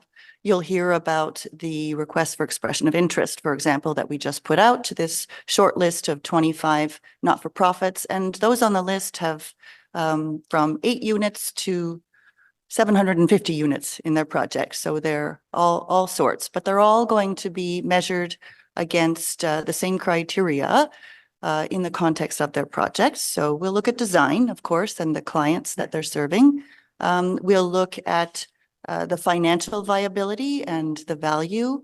Some are looking at needing $200,000 per unit and some need $700,000 per unit in city funding. So we'll look at the value and correlate that with the level of affordability they're able to deliver. So those are considerations. And then finally, project readiness. We need them to get shovels in the ground as soon as possible. And that'll be weighted heavily in our evaluation. So we're just starting on those evaluations at this time, but great. Thank you. Glad to hear that. We'll look forward to that report in March. Councillor Hill. Thank you, Madam Chair. I think my assessment of the shortfall that I saw in this report from our affordability goals that were highlighted by the Auditor General, I think my read was that I think a lot of that will be addressed in due course through the process of our zoning bylaw reforms. I've heard a lot this morning about zoning bylaws, and I do want to just highlight, I suppose, the hard work that's been done by the planning team on that process. I know that that's going to start, a next phase of implementation in the next few months of public engagement and such. And I just want to confirm, one, is it fair to say that the modernization of our zoning is going to have an effect, arguably perhaps even a significant effect on our ability to develop both market rate, but most significantly for this conversation, affordable or subsidized housing? But then also, are there some innovative or perhaps some risks that we could take as a city in order to advance some of that good work from the zoning bylaw team to see, you know, an early payoff to some of that work? Over.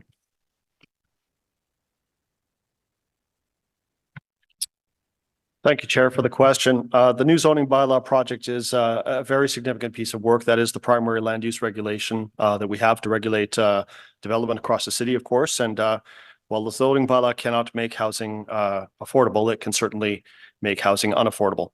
So Councillor Hill's point is certainly taken with respect to that. The zoning bylaw is moving forward very aggressively within the mandate and with the understanding of the context of the times in which we're in.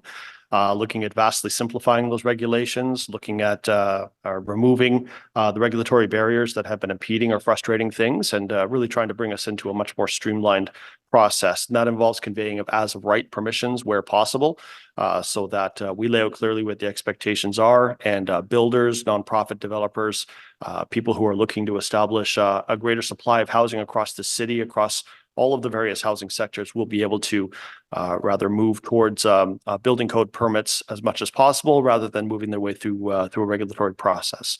So that is something that we will be bringing back to council over the next couple of months for that first draft. As per Councillor Hill's commentary, we will be moving on into public consultation on that first draft over the first summer. With respect to interim measures that we might be able to do, the challenge, of course, is that a new zoning bylaw is a huge legal instrument, very deeply interconnected. So it's very difficult to be able to extract portions of it and advance portions. It all nests together like a Russian doll. However, that is not to say that there are not things that we cannot do in the interim. Derek did touch on some of the process improvements we've been considering about site plan control, ways to further streamline or improve that where possible for some of those small developers. And also, again, to reduce some of those challenges that are existing for there. We're also looking at other means, looking at the committee of adjustment, looking at minor zoning variances, things like that, where the question is what value is that process adding to the delivery of the homes? And if there are ways to further streamline those things are pieces that the project team is looking at as being things that we might be able to advance on a much more timely basis, possibly even this year, if we are able to get concurrence through the consultation process. Thank you very much. Thank you. And I will just say to Councillor, all of you councillors, when you're trying to wrap your head around what he's talking about, was Nokia, right? That whole shepherding process through Krishan Walker, that is why that went so quickly. So we've done it. We know how to do it. And now for affordable housing, you know, this could be significant. So I keep mentioning it to you because it was unique and it was so successful. So let's hope. Councillor Hubley, I'm going to you because Councillor Carr is going at the end. Thank you very much, Chair. I just have a question to the Auditor General based on what we've just heard from staff, if that's all right. Madam Auditor General, part of your role is to try to find ways for the city to do things more effectively and more efficiently. What I've heard in a lot of these answers today and have been very bureaucratic answers. We're going to put a committee together. The committee's going to do this. We're going to study that. None of that gets housing built. And as Councillor Carr pointed out, several really good examples of how the bureaucracy at both the local level and the federal level are tying up properties that could very well be housing hundreds, if not thousands of people today. So in your role as the Auditor General, when you hear these answers, are they in line with what you expected for your report, or were you looking for something that would give us better impact right away? Well, thank you for the question. I think I hope I'm answering the question. I mean, I think we set out at the beginning that we knew that there was so much change going on. I don't know that we could have expected anything different. So there's a lot of great work happening, but there's a lot of change going on. So I think, you know, the processes that are being put in place and responding to the changes and the improvements that are being made, are getting there, and I've heard that from management loud and clear. But I don't think we went in expecting anything different just because of the flux that is going on right now in the portfolio. I hope that answers the question. Partially. Maybe I'll try and be even more clear. As Councillor Curry pointed out, Nokia was a great example where staff were able to work within the rules, maybe create some new rules along the way, but get something done relatively quickly that's going to deliver a lot of bang for the buck. But as Councillor Carr pointed out, with the training center since 2012, that's just been tied up in bureaucracy. So I was looking for some recommendations in the audit that might suggest ways that we can both push things through faster, but also penalize examples where things are being held up that should really be forwarded through, so that we get more building now. You know, last year I think was one of our lower numbers for getting actual permits issued out the door for new housing starts.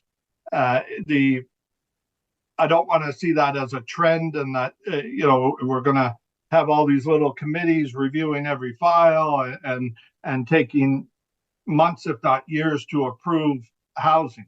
We've got to try to find a way to get this done quickly. We've got targets for the next 10 years that each year we don't meet them means that much harder the year after. So that's what I was looking for from you. Was there any examples where you could make suggestions to council and to staff as to how to move files quicker? Counselor, I think that's really the crux of what our report is speaking to, which is looking at what are the tools in place and how are they being utilized in order to ensure that we're minimizing delays in the process. So while we're not speaking about specific projects in general, we're speaking about the city processes. So when we make reference to that cross-functional oversight body, it really is so you can make those decisions quickly and move things through, as are all the other elements that we've brought through. So while we're not speaking, as I mentioned, about a specific project, we really are speaking to the various processes and how while we mentioned cities doing staff is doing a lot of very good work, how can we move the needle quicker? Thank you. I'm not asking you to speak to specific projects. I was using the other councillors' examples of how things can move fast or slow. My last question then will be to you. When you looked at this and the processes and everything going on, as the Auditor General, can you say the taxpayer is getting good value for their money here? Councillor, I wouldn't say that our audit focused on a value for money perspective when it came to these particular aspects. We really were looking at, again, the scope of and the objective of our audit was to look at whether or not the city had the tools, programs, and that framework in place in order to achieve their goals that were set out in the 10-year plan. So that was really the true focus. It wasn't a value for money audit from that perspective. So I'm not sure I could answer that question. I look to Deputy Auditor General to see if she's got anything to add to that. I would agree with that, although obviously we set out to do certain audits as value for money audits. Just we would be probably setting ourselves up for failure to try to measure that objectively at the current moment. Okay, thank you, Chair. Councillor Carr. Thank you very much, Chair. I have a bit of a follow-up question for staff with respect to the counting of units. Several years ago, the federal government started providing funding, or maybe they had before, through CMHC, where there would be preferable financing if there was within buildings, if there was rents that were created that were geared below 30% of median household income through the CMHC. So creating affordable units within the private market developments. Are those units counted in your affordable housing count?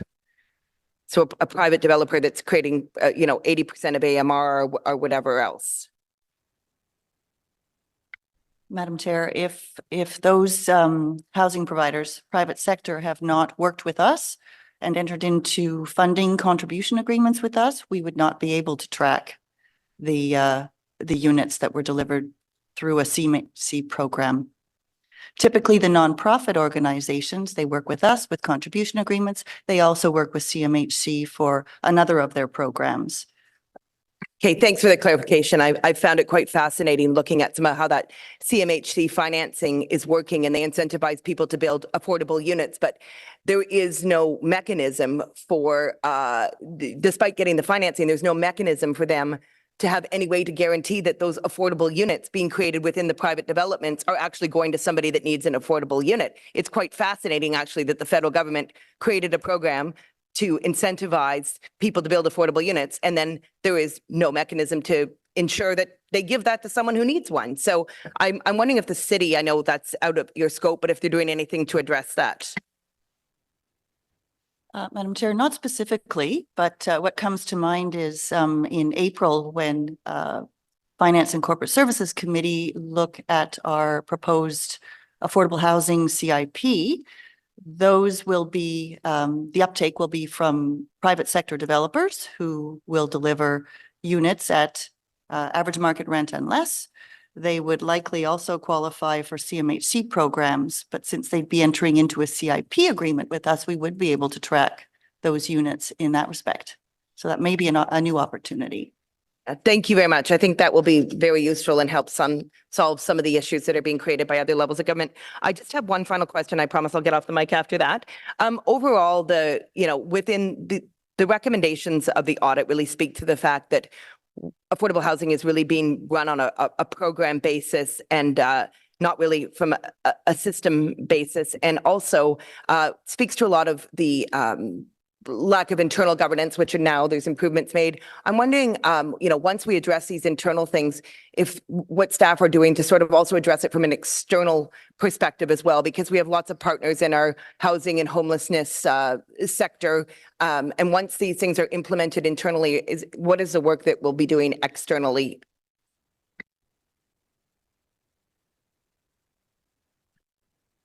Thank you for the question, Chair. Yes, Housing Services works very closely with our community partners, not just community agencies, as well as housing providers that account for 52 that we have agreements with. And over the past 18 months, we've been working closely with the housing and homelessness sector organizations to come together and create an improved governance structure for the system, for system level coordination and working together on some files, especially around the 10-year plan, and assuring that we're all working together to meet the objectives of the 10-year plan. And so we will definitely, bring our work that we do internally and consult with the sector. That is a key component of anything we do in terms of policy, programs, services, enhancements or developments that we rely on the expertise of our sector, of our organizations that we work with, and we take that commitment very seriously. Thank you for that. I think I have to get back in line because Councillor Curry, you said Councillor Carr would be last, and I see Councillor Kavanaugh has her hand up, so. No, you're done now. Councillor Kavanaugh. Thank you, Chair. I don't want to get in a competition with Councillor Carr. Thank you. In terms of the task force, I think it's great that it's interdepartmental and we're getting together. How much are the players involved, i.e. the developers in question? Are you consulting with them? I'd hate to see a report come out that is about streamlining for them, and they say, "Wow, it's not quite what we meant." I just want to know that there's some sort of connection with those that it affects, and who say they have things that are holding them back. Thank you for the question, Chair. The task force is going to be very effective at breaking down, as per to Councillor Hubley's point, breaking down some of that bureaucracy and the barriers, internal barriers. And so we're very excited about that. As part of the task force terms of reference, there's an opportunity to also bring in external or stakeholders or partners who have specific interest in some of the policy development that we're accelerating. And that is in addition to, as Paul just explained, to each department actually having a consultation priority before and during development of any particular policy. So there'll be multiple areas where community partners, nonprofit developers, for instance, can actually engage with us. And as part of our 10-year housing and homelessness plan, it will also include engagement on affordable housing. And we'll look at some of the recommendations that the Auditor General has put before us today. Great. So the stakeholders will have a chance to look at it before it's finalized. Okay, that's great to know. Thank you. Thank you. I just have one last very quick question and then I'll ask if this item is received. I think this is to Isabel or Wendy. Whenever we have a federal government building that could be converted to housing or a commercial building that's converted to housing, the level of property tax we get from payment in lieu of tax is highest, commercial is next, and residential is next, right? So when we move from a federal government building where we would get that PILT, or we move from a commercial building that would then we move to residential income property tax, we get less and less revenue as a city. Where will that information come? Will that come to us at budget?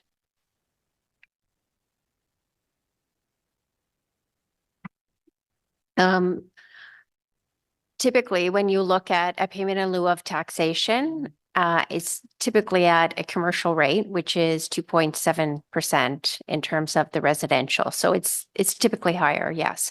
The city also has the benefit in terms of a payment in lieu of keeping the education portion of that tax. So we get 100% of that tax that comes through, or payment in lieu of taxation. And what happens as they get converted over time, depends on the value of the building, but typically residential, it's got that 1-to-1 rate. So it's typically lower. From a budget perspective, it really depends in terms of what our growth looks like, what's happening in the PILT world. We typically try and see those things even out over time. But I think, you know, the concern of the risk at this point, and this is what we're watching very closely, and we've talked about this as we tabled the last couple of budgets, is what's happening with our payment in lieu, knowing that the federal government wants to sell off a number of their properties. So it's a risk item in terms of our revenue is actually reducing over time.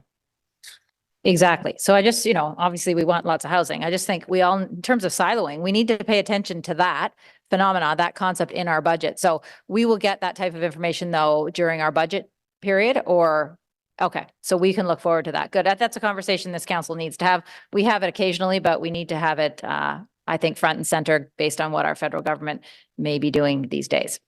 All right. Thank you very much, everybody, for that audit and for all the answers. And so generally, we ask the question, is this item received? Received. Received. All right. And we move on to the next item, which is the semi-annual report of follow-up procedures. Thank you very much. I mean, staff, you look like you're all staying in the audience, but those that have come for this item, thank you. If you're heading back, thank you for attending today. And I look to Joanne. Thank you very much. A bit of a letdown, I think, but hopefully a good report. Sorry, I'll wait till the presentation comes up. Thank you. The next report we'd like to present is the semi-annual report on follow-up procedures. The OAG provides a semi-annual report to the Audit Committee and City Council on the results of follow-up procedures performed on previously issued recommendations that have come due and further highlight areas of significant risk that are still outstanding and warrant further attention by the city's administration. We last presented a report on follow-ups to recommendations to Audit Committee in June of 2023 and provided a verbal update in November of 2023. Next slide, please. This graph depicts the overall results for all 413 recommendations issued since 2019. Our primary focus for follow-ups has been on recommendations issued since 2019 and onwards, as all but 5 recommendations from prior years have been addressed. This chart includes recommendations that we assessed as part of this report in previous follow-up reports and those that we have yet to assess. The breakdown of the status of the recommendations are: the majority, being 62% of recommendations, have been closed by our office. 36% or 150 of the recommendations have not yet been assessed by our office. And the final 2% showing assessed but not yet closed represent 8 recommendations that the OAG has assessed as partially complete and which require further follow-up. Next slide, please. Since we last reported to Audit Committee in June of 2023, our office has assessed a total of 97 recommendations. This graph depicts the results of our assessment and shows that of the 97 recommendations we reviewed, 95 or 98% were closed as the issues identified had been deemed sufficiently addressed. The remaining 2% of recommendations continue to be in an open state as further follow-up by our office has been deemed warranted. Next slide, please. As noted in our earlier slide, a total of 150 of the recommendations issued since 2019 have not yet been assessed by our office. From these 150 recommendations, the city is responsible for 135. The remaining 15 are under the purview of either the Ottawa Police Services Board, Manotick Business Improvement Area, and one that our office has taken responsibility for related to ERM training. This graph depicts management's attestation as to the status of these recommendations as at December 31st, 2023. Management is reporting that 36% or 49 of the recommendations are complete, 29% or 39 are past due, and 35% or 47 are not yet due. It is important to note that these figures have not been audited by our office. Next slide, please. New this year, and in line with an Audit Committee request, we are presenting information about the aging of the overdue recommendations.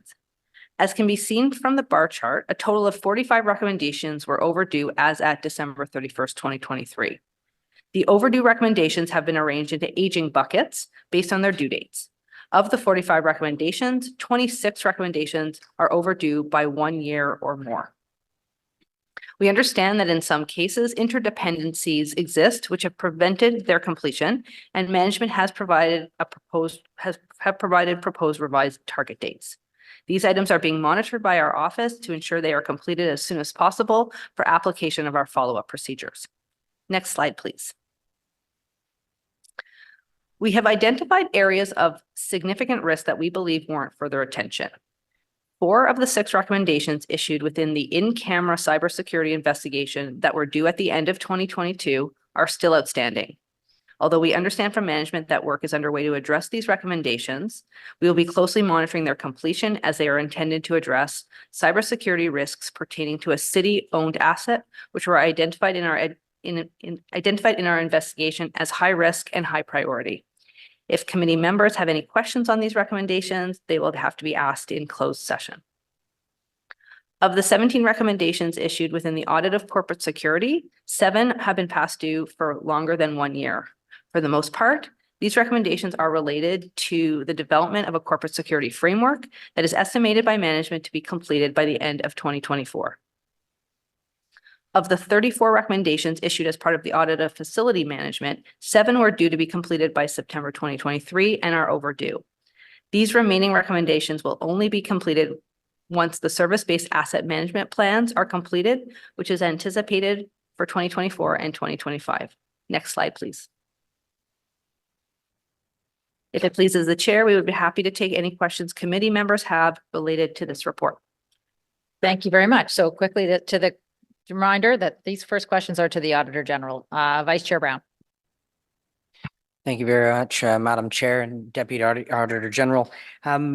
When your office is working with staff to not only formalize an initial audit report and then allow staff to respond, whether they agree or disagree with an audit recommendation. Eventually it comes to committee here, we approve it, goes to council. It's always approved to my understanding. And then staff begin the process of implementing those audit recommendations. Throughout that entire process, can you inform this committee as to what check-ins your office does with management to ensure that they are on task and trending to complete the specific recommendation? And if a matter is raised where management isn't able to complete that recommendation to the timeline that they themselves agreed to, what happens? What's that process? Thank you for the question, Councillor. Chair, as part of our follow-up process, we work with the City Manager's Office and we get quarterly updates. So for all recommendations that have been issued, we get a status as to where they're at, whether they're 30% on their way, 70%. So that gives us a little bit of a heads up as to how they're progressing. Do they tell us they won't meet the target deadline. That's not generally a conversation that we're having at the moment. Something that we can definitely take back to see if we can get a little bit more of a heads up from that perspective. And so as Councillor Brown, I know you're familiar with our process change from a couple of years ago, but not everybody around the table is. In the past, the Office of the Auditor General would schedule every year, they'd pick a handful of prior audits and they'd schedule follow-up audits. So that would be the approach on how the recommendations would be reviewed. A couple of years ago, when I came into office, I decided that we would focus on those that are done. There's no point in us spending a whole lot of time reviewing something that hasn't been completed yet, just for us to report they're not completed. We can do that in this forum. So as of right now, we're focusing on ensuring that those that are done are accurately implemented and that they're addressing the risks that we had identified during the initial audit. With regards to those that are late, that's the purpose of this report, is for us to highlight those two committees' attention and to raise those higher risk items. But I would say perhaps it's a point for management for them to speak to with regards to at what point are they aware that they're not going to meet a particular date that they have established. And I guess I could also add to it that there's usually a discussion back and forth when it comes to a management response. If we have concerns on how long something might take, we'll highlight to them that we do have that concern. Sometimes there's modifications that are made. Sometimes there's two stages of a recommendation that can be implemented in order for us to see that there is adequate progression and that we don't get concerned that things are falling too far behind. Thank you, Vice Chair. I missed a step and that our city manager was going to present as well, so that you'll have more information and then you're still on the list. So I'll go to the city manager for a response, which I told you was coming and then I skipped over.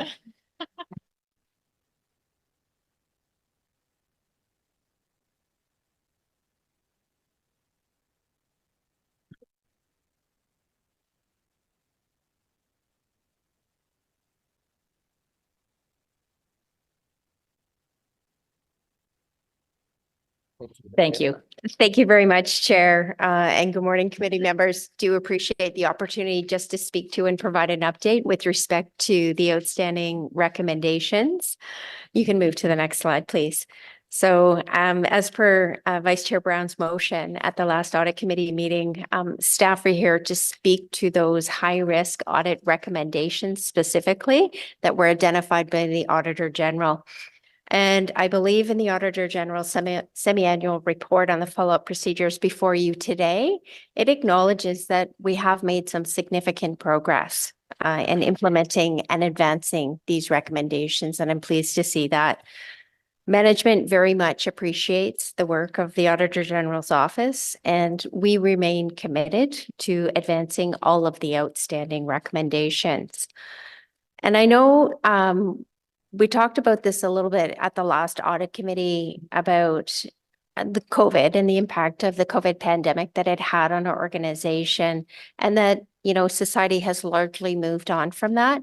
But the fact remains that COVID has had both an immediate and a prolonged effect when it arrived in our community in March of 2020. You've heard about the things that we did at the time. We had to redirect staff, responding to critical community needs, supporting Ottawa public health. We had to look at cost containment measures to make it through and see it through the end, as well as constantly standing down and standing back up our city services. And, given the duration, it had an ongoing impact in terms of the work that we were doing with respect to our audit recommendations and seeing them through to full implementation. But I think there's other important context here too, and I want to talk a little bit about this morning.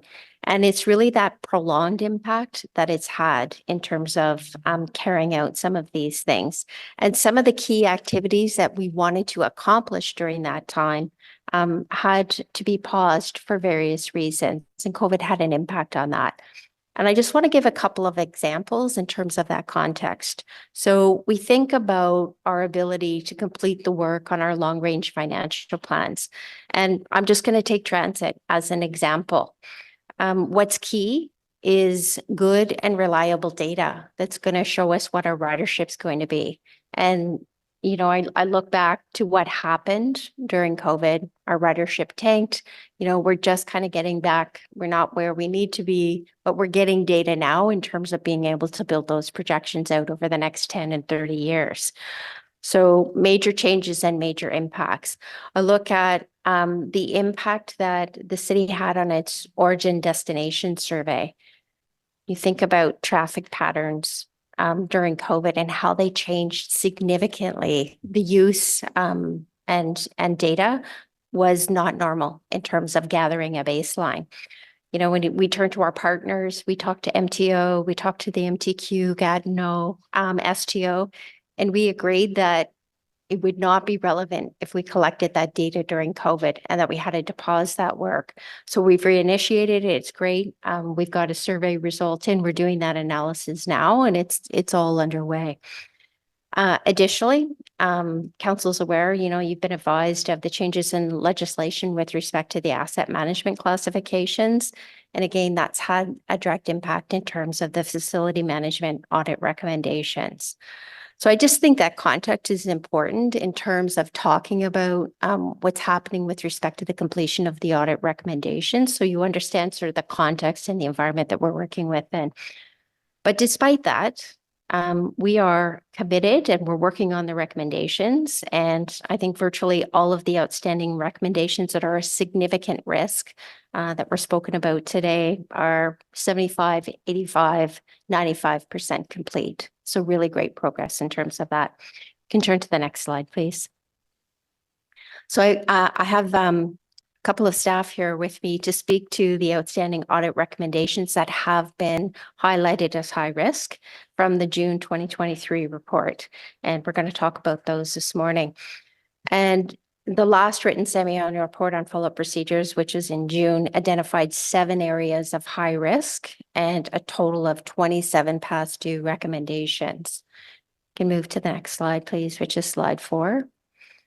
On those recommendations, I'm really pleased to report that 9 are now complete, and 3 of the high-risk audits are also complete. And that includes our frozen services and hydrant management maintenance, which is through Public Works, our fire suppression audit from Ottawa Fire Services, and our contract management also through Public Works.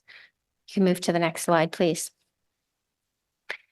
We're making progress, and we are committed to completing the work associated with each recommendation. And I think you're going to hear me say that several times this morning. The 2 areas identified as high risk from June 23 is the city estimates and Meridian Theaters at Centrepoint Shakeman Arts Theatre. They're no longer high risk, so they've been taken off that list. For city estimates, 8 of the 13 recommendations are complete. We have some ongoing delays there, which are really, factors outside of our control. And it really has to do, again, in terms of the impact of the pandemic and looking at, those studies that I talked about and the key transit metrics as an example, as well as the city's origin and destination survey, and making sure that we have good data to be able to complete those. When we look at the theater audit, 11 of the 14 recommendations are complete. And the delays in terms of the theater audit are really a result of pandemic-related closures in the theater industry. And one of the outstanding recommendations is going to be completed in this quarter. And we have 2 recommendations that are planned to be completed in Q3 of this year. You can move to the next slide, please. So in the follow-up report that's been submitted by the Auditor General today, there are still some areas of high risk that are identified, and these are the ones that we want to speak to this morning. And I've invited staff here that have oversight of those audits to speak to them. To my left, we have Beth Gooding. She's the Director of Public Safety Service. She's going to give you more information in terms of the audit on corporate security. And Den Shenyu to my right, our General Manager of Recreation, Culture and Facility Services, is here to provide more information with respect to the facility management audit. And as committee members are aware, should there be any questions regarding the cybersecurity audit investigation, those will be need to address in camera, or we're happy to take them offline and answer any questions that you may have. So Beth, I'm going to turn it over to you to speak to your audit. Thank you. Thanks for the opportunity to come and provide a direct update on the progress against the outstanding corporate security audit recommendations. You know, in 2019, when the corporate security audit was brought to committee and council, it represented a significant work package for us. It had 17 recommendations. We're a relatively small team. And so our strategy was always to prioritize those recommendations that represented an operational risk to the city. And so we did things like augment security systems around our, as required, around our cash handling areas. We also enhanced our photo identification and access control functions, which are key components of any physical security program. And really what's left now is recommendations that are largely tied, as the Auditor General mentioned during their briefing, to the development of a new overarching physical security policy for the city. Next slide. So if you look at this slide, this is the second bullet, and we're calling this yeah, next slide.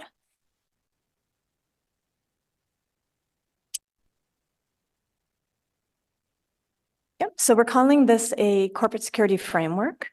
And I think this is where we very respectfully agree to disagree with a little bit with the Auditor General in terms of the timing, because we found that finalizing this corporate security framework in 2024 has been very beneficial for us. It's enabled us to develop it in the post-pandemic threat and risk security context, which is really important. It's also enabled us to leverage some of the research programs and tools that have been developed by the city over the past couple of years related to equity, diversity, and inclusion. And so we're integrating that into our policy. And we wanted to make sure we did a really robust job in terms of setting the right background. And so we've been able to complete comprehensive benchmarking exercises, security standards reviews, and also an academic literature review. So we're really excited about the development of this document. It's tracking very fast to completion, and we expect it to be closed out in the next 6 months at the most. Thanks. Chair, speaking to the facility management audit, first of all, I want to acknowledge that the 34 recommendations in this audit really caused us to have an in-depth look at all aspects of facility management in multiple departments. And to acknowledge the work of the team that came together, the interdepartmental team that came together to, first of all, complete the 26 recommendations. And I can assure you that within that work, there's been a careful look at governance of facility management within the city, and the creation of some governance bodies, a steering committee and a tactical committee, to make sure that the work that we do is now done in a formal way and is with an awareness of what every department is doing, and with special attention. The auditor, as part of the audit, drew some attention to the need for more coordination between preventative work that facility management does and a more corrective work that goes on. And what we've spent a lot of time in doing is creating the tools that we require to make sure that when money's spent, it's spent well, and that it's value for money, and that it's spent in as timely a manner as possible. So good work there. Of the 7 recommendations that are not completed, a critical piece of doing finishing up these recommendations is understanding the current state of our assets, the gap between the work that needs to be done to return those assets to serviceable conditions, as well as our future needs with respect to our assets. And most of that work will be done through asset management plans. The original deadlines that were set for this by the province were for 2023, but with the pandemic, it was realized that the rather prescriptive and detailed requirements, both in terms of documenting current state of assets, but also projecting out what our needs are going to be, will take longer. And so the province has extended the deadline. We will have, I believe council's already seen the asset management plans for the 4 core areas that have been developed. And by July of this year, we'll see the non-core current state, and by next year we'll see the projection out. So good work is being done there and progress is being made, but it does not allow us to complete at this time a very accurate projection of the gap, the cost of that gap, and the look into the future. As an interim measure, we have looked at developing other tools to make sure that we are looking at current state of asset and beginning to address those. And already you're seeing recommendations that are coming out of that, for example, that relate to our service review and the rationalization of facilities and taking facilities offline when they are at end of life. We've also developed and will be approving shortly a policy to look at those things. So we're starting to put structure around those things. Of the 6 that are service asset management related, we believe 4 of them will extend into 2025. We believe that 2 of them will likely be completed this year, and that is, I believe, a good thing for the city.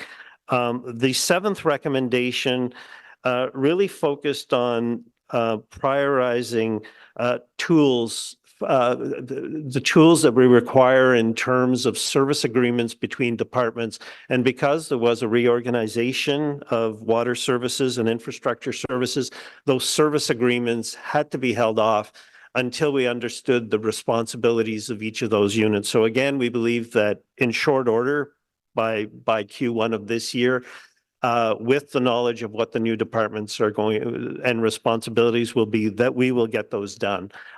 So some of them will lapse into 2025 based on the service amps, but others will be done this year. Thank you. Thanks very much, Dan. Can you move to the last slide, please? I just want to conclude by highlighting the progress on all audit recommendations. And when I say that, I talk about all of the audit recommendations from 2015 to 2023. And in that time, we've had 667 audit recommendations that have been made to management. And 620 of those, or 93% of the audit recommendations, have been implemented or they're tracking on time. And, despite our progress, I can say that myself and the senior leadership team share the Auditor General's view that there is still very important work to do here on our past due recommendations. And I want to assure you today that that work will be done and we will get it completed as soon as possible. Thank you very much. And that's the end of our presentation. Thank you very much for that fulsome response. That was, I think, very helpful and warranted, really, because, the idea is that these are closed. But there are sometimes reasons why they're not. Vice Chair Brown. Thank you very much, Madam Chair, and thank you very much to the city manager and her team. I appreciate the in-depth explanation. I know I've outlined some of my concerns in the past, and I guess the foundation of my concern isn't so much that things go over, because life happens and we have to have that ability to change and adapt. I guess my concern runs along the lines that the recommendations are, I believe, always agreed to by management. And when it's management saying, yes, we can implement this audit recommendation, and I know the city manager's office and city staff provide an estimated timeline that they believe they can work within. When you blow by those deadlines, those were I guess, self-assessed and self-imposed deadlines that committee and council accepted. I guess I'll start at the back end. It was the last question I wrote down here.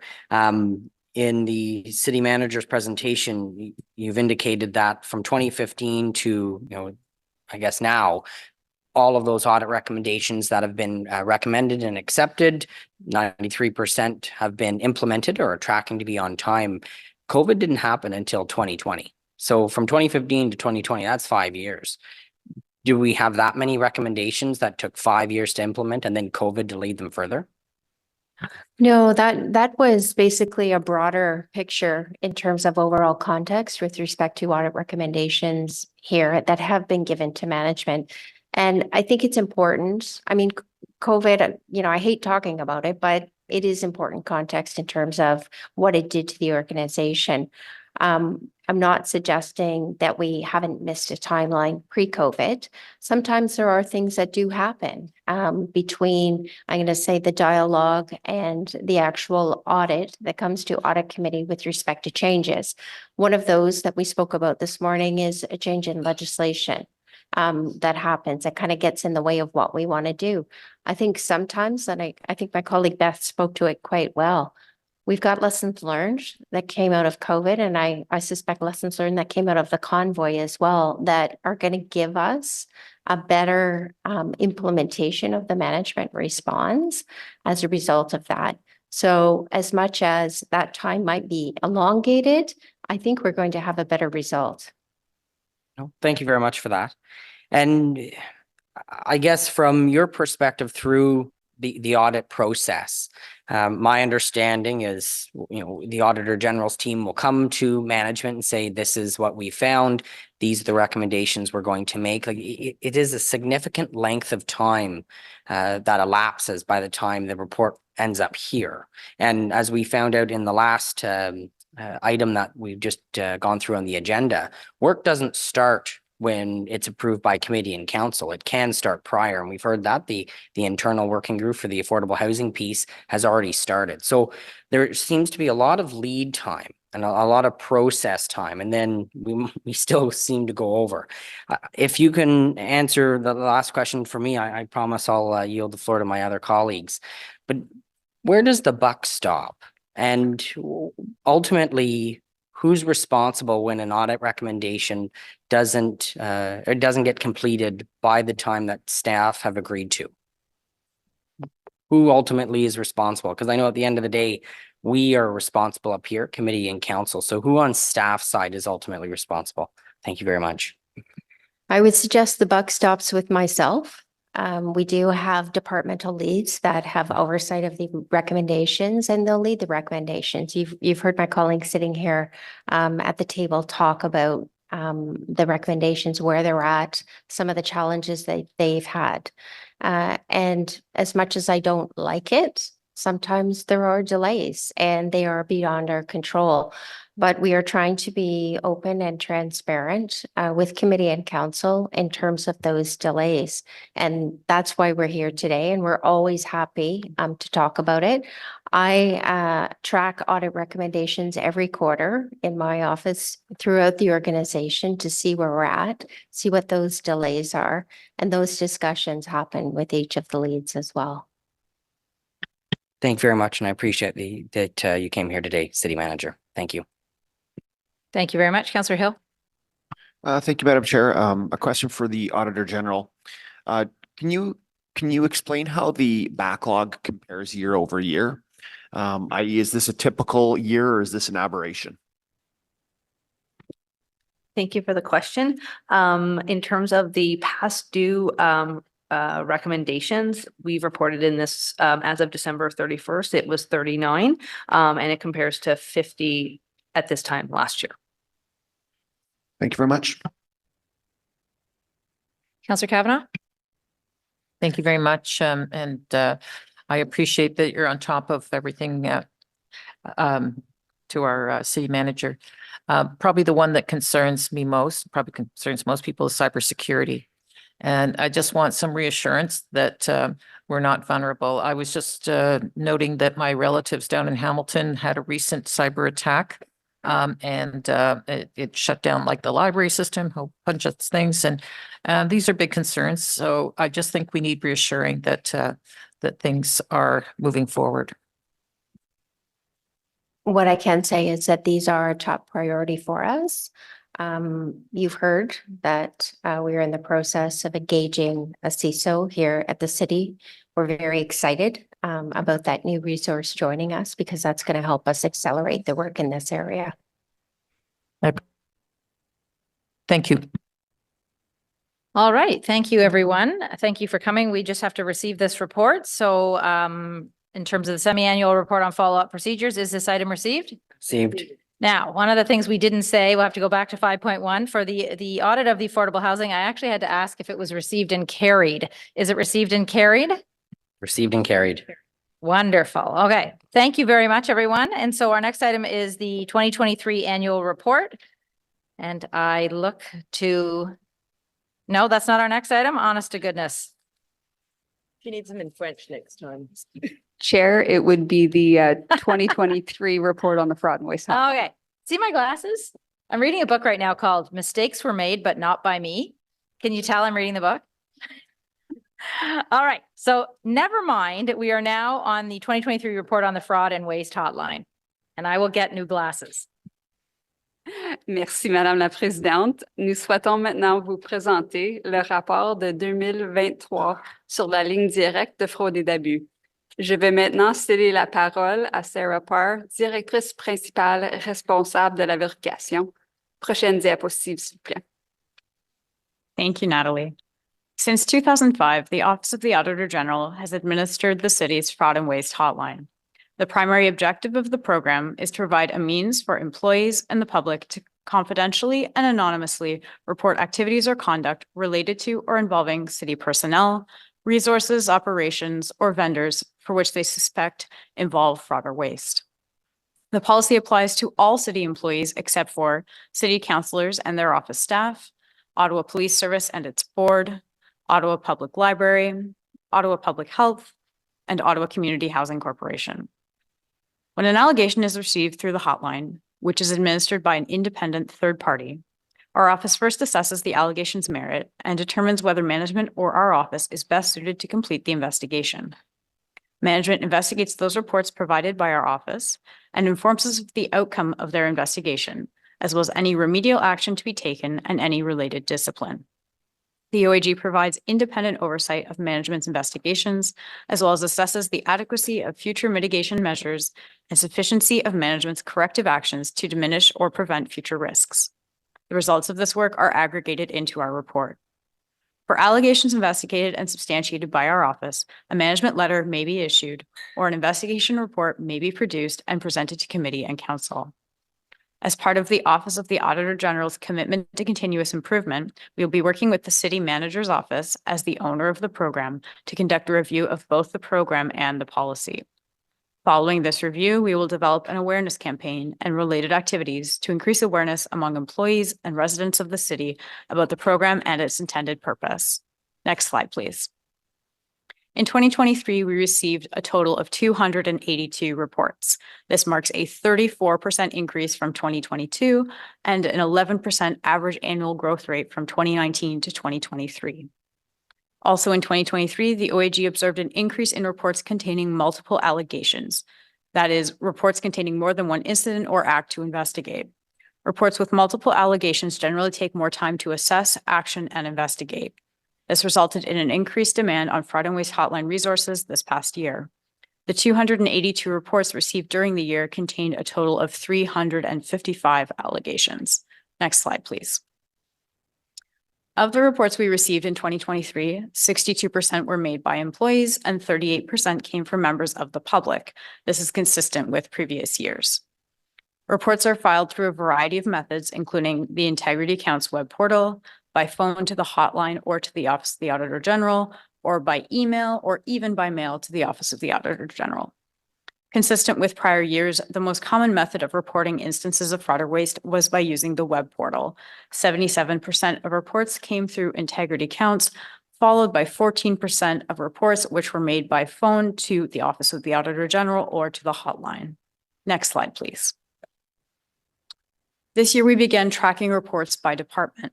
The departments that received the most reports included transit services, emergency and protective services, including bylaw, paramedic services, and fire services, as well as public works. Combined, these three departments received 59% of all cases in 2023. Next slide, please. This slide depicts the results of all reports closed in 2023. Outcomes are categorized as follows. Substantiated reports include one or more allegations that were found to be accurate and that constituted fraud or waste. Accurate but compliant reports include one or more allegations found to be accurate but that did not constitute fraud or waste.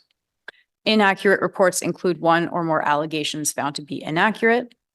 Reports with insufficient information to conclude are reports with insufficient evidence to support all allegations included in the report or with insufficient evidence to reach a conclusion. Allegations classified as not applicable are not applicable under the city's fraud and waste policy, such as city services that are not under the Office of the Auditor General's jurisdiction, as I mentioned previously, Ottawa Police Service or Ottawa Community Housing as examples. Cases that are not related to city services, for example, reports from residents about credit card fraud, or cases that are not a fraud or waste issue. For example, a legitimate complaint that could have been made to 311, for example, an issue with garbage pickup. Reports classified as insufficient information to investigate are unclear and or lack the information needed to perform an investigation. While we always go back to the reporter to obtain additional information, the reporter may not respond or may not have any additional information to provide. Allegations classified as not applicable. Finally, reports classified as consideration for future audit planning include allegations that are taken into consideration as part of the OAG's risk-based audit planning process. During 2023, we closed a total of 282 reports, of which 118 were investigated. Of the reports investigated, 54 were substantiated, 20 were accurate but compliant, 38 were inaccurate, and 6 did not contain sufficient information to conclude. For the substantiated cases, corrective actions included, but were not limited to, suspension, both paid and unpaid, increased performance management, letters of expectation, and verbal warnings. It is important to note where reports are found to be substantiated, any disciplinary action that is taken is the responsibility of management. Next slide, please. Last year, the Office of the Auditor General conducted several larger investigations that resulted in reports tabled at the Audit Committee, including investigation of allegations related to planning activities for the Conservancy development, investigations two in particular of Manotick Business Improvement Area expenses, and the investigation of allegations related to Carlton Lodge long-term care home. In addition to these investigations, the Office of the Auditor General conducted 2 investigations that were not the subject of reports, a second investigation related to long-term care, and an investigation into the use of city resources and equipment. These investigations have led to policy revisions, strengthened controls, and disciplinary actions. Next slide, please. This concludes our presentation. We would be happy to take any questions or comments the committee may have related to the Fraud and Waste Annual Report. Thank you for that. So the first will be questions to the Auditor General, if people have any questions. I don't see any questions. Councillor Lowe. Thanks, Chair. So something came to mind as the presentation was going. Last year, I think, I believe it was last year, where you had received like I think a total of 1,000 something calls, or I don't remember if there was reports or complaints, but and then a bunch of them was just shipped off because they were things that could be handled at the management level. Did that happen again this year? Thank you for the question, Councillor. Chair, I believe what you're referring to is the frequent number of similar nature cases that we had with regards to OC Transpo.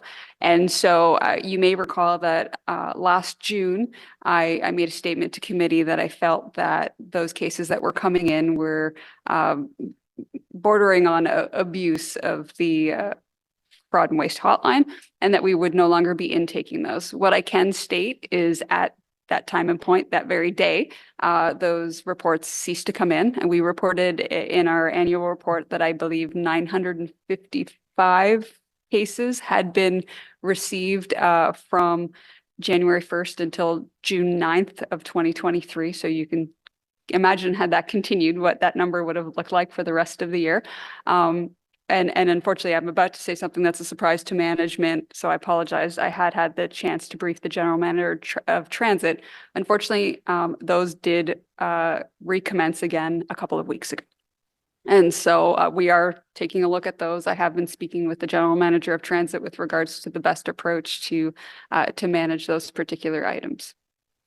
Okay, thanks very much. And thanks for the clarification. Thank you. Councillor Kavanaugh?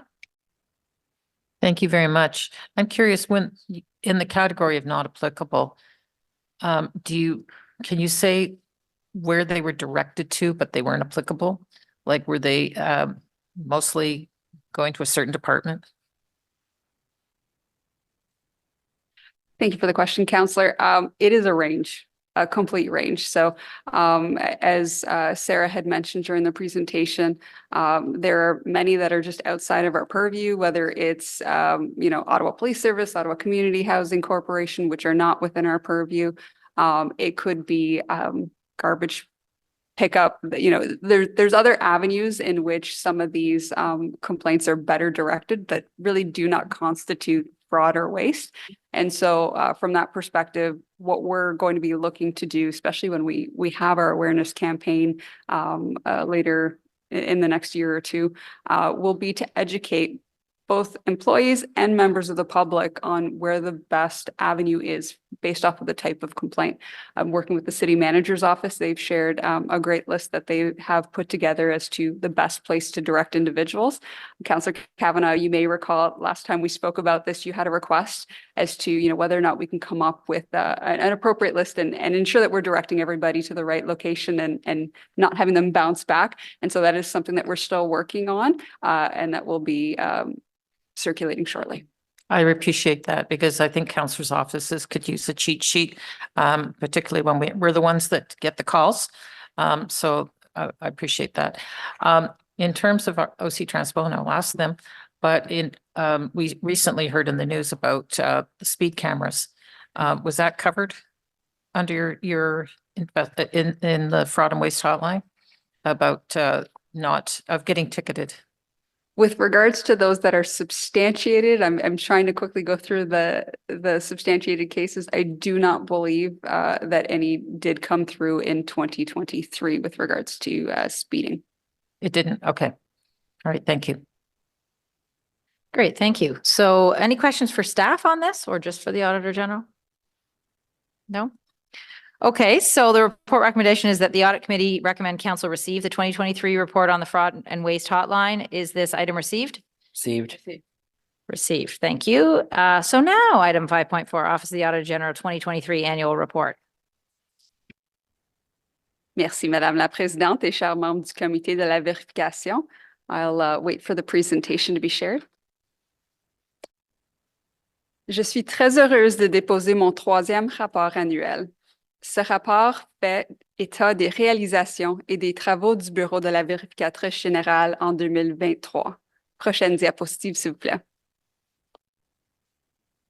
Au nom du Bureau de la vérificatrice générale, je tiens à exprimer ma gratitude au Bureau de la directrice municipale, à la direction et aux membres du personnel pour leur fidèle collaboration et leur aide soutenue.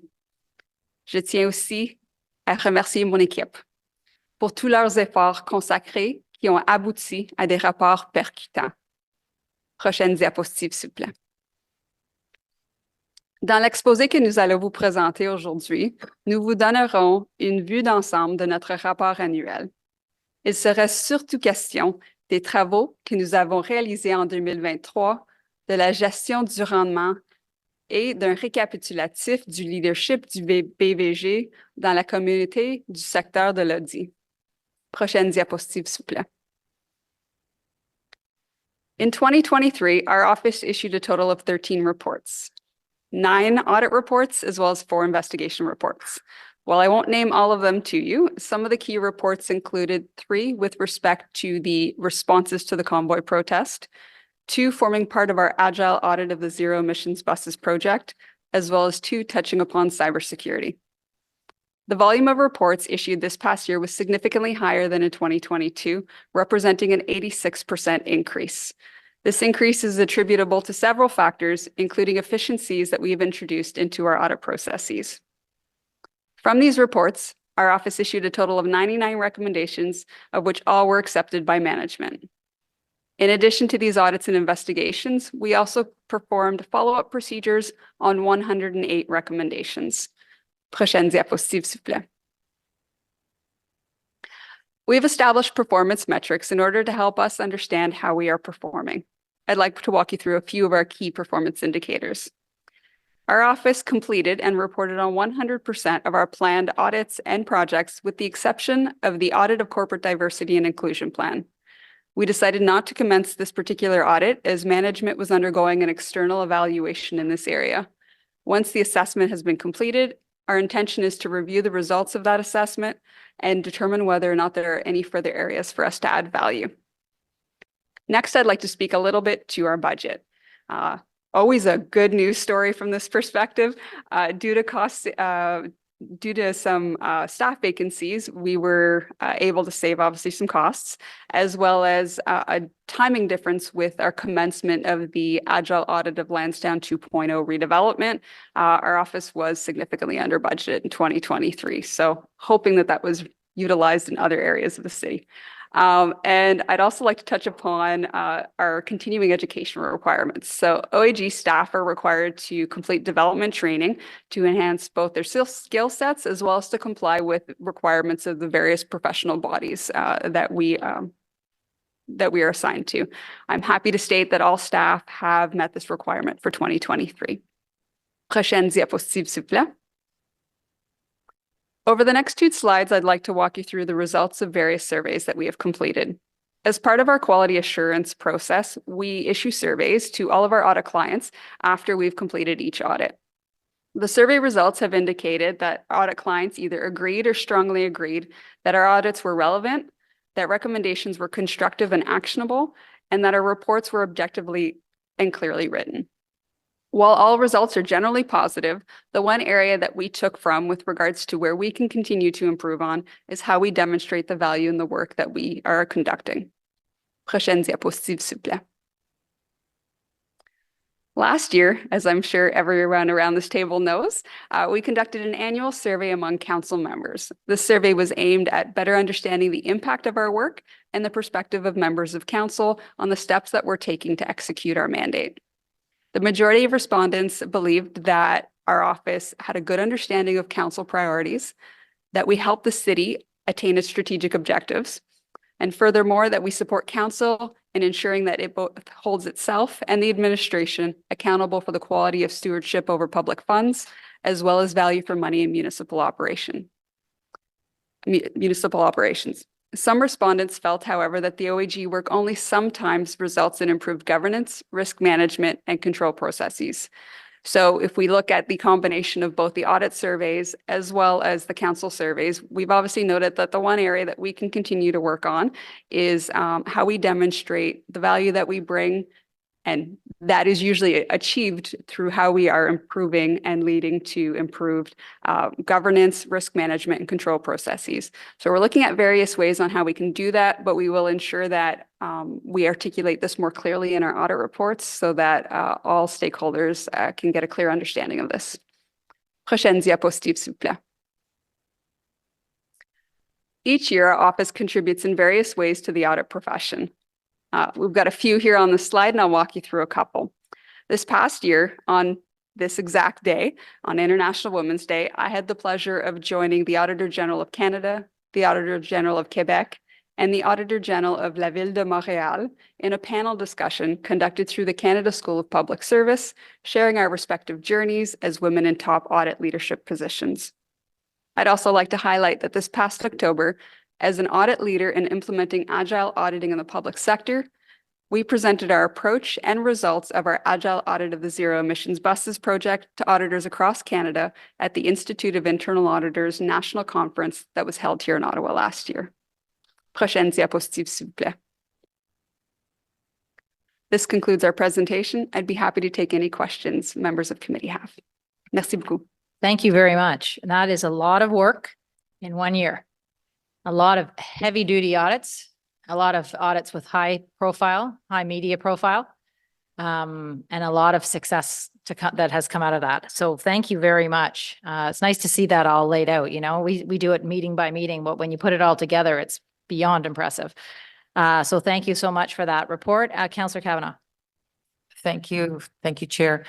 I just wanted to say thank you to the whole Auditor General team on your work on prevention of workplace violence and harassment on this day of International Women's Day. I really appreciated that. People think that Auditor Generals are all about bean counting, but it's also about preserving the integrity of our system and protecting vulnerable people and including our staff. And I really appreciate that. And I thought this is a time to give a shout out. Thank you. Thank you, Councillor Kavanagh. Vice Chair Brown. Thank you very much, Madam Chair. And again, just a comment of gratitude. I think this is a well-functioning office. Your staff are always responsive. It's a lot of work, and I can't profess to understand all of it all the time, but your team does a very good job at explaining what we're reading and what we're looking at and what we're supposed to examine. I think for the cost of a cup of coffee for every resident in Ottawa, there's tremendous value here. My only question, is there something more that you could do if you had additional resources, or is there something that we could change? Certainly you can do more. More resources? Absolutely. But is there something that we could do on this committee to help improve your function, or is everything going pretty well?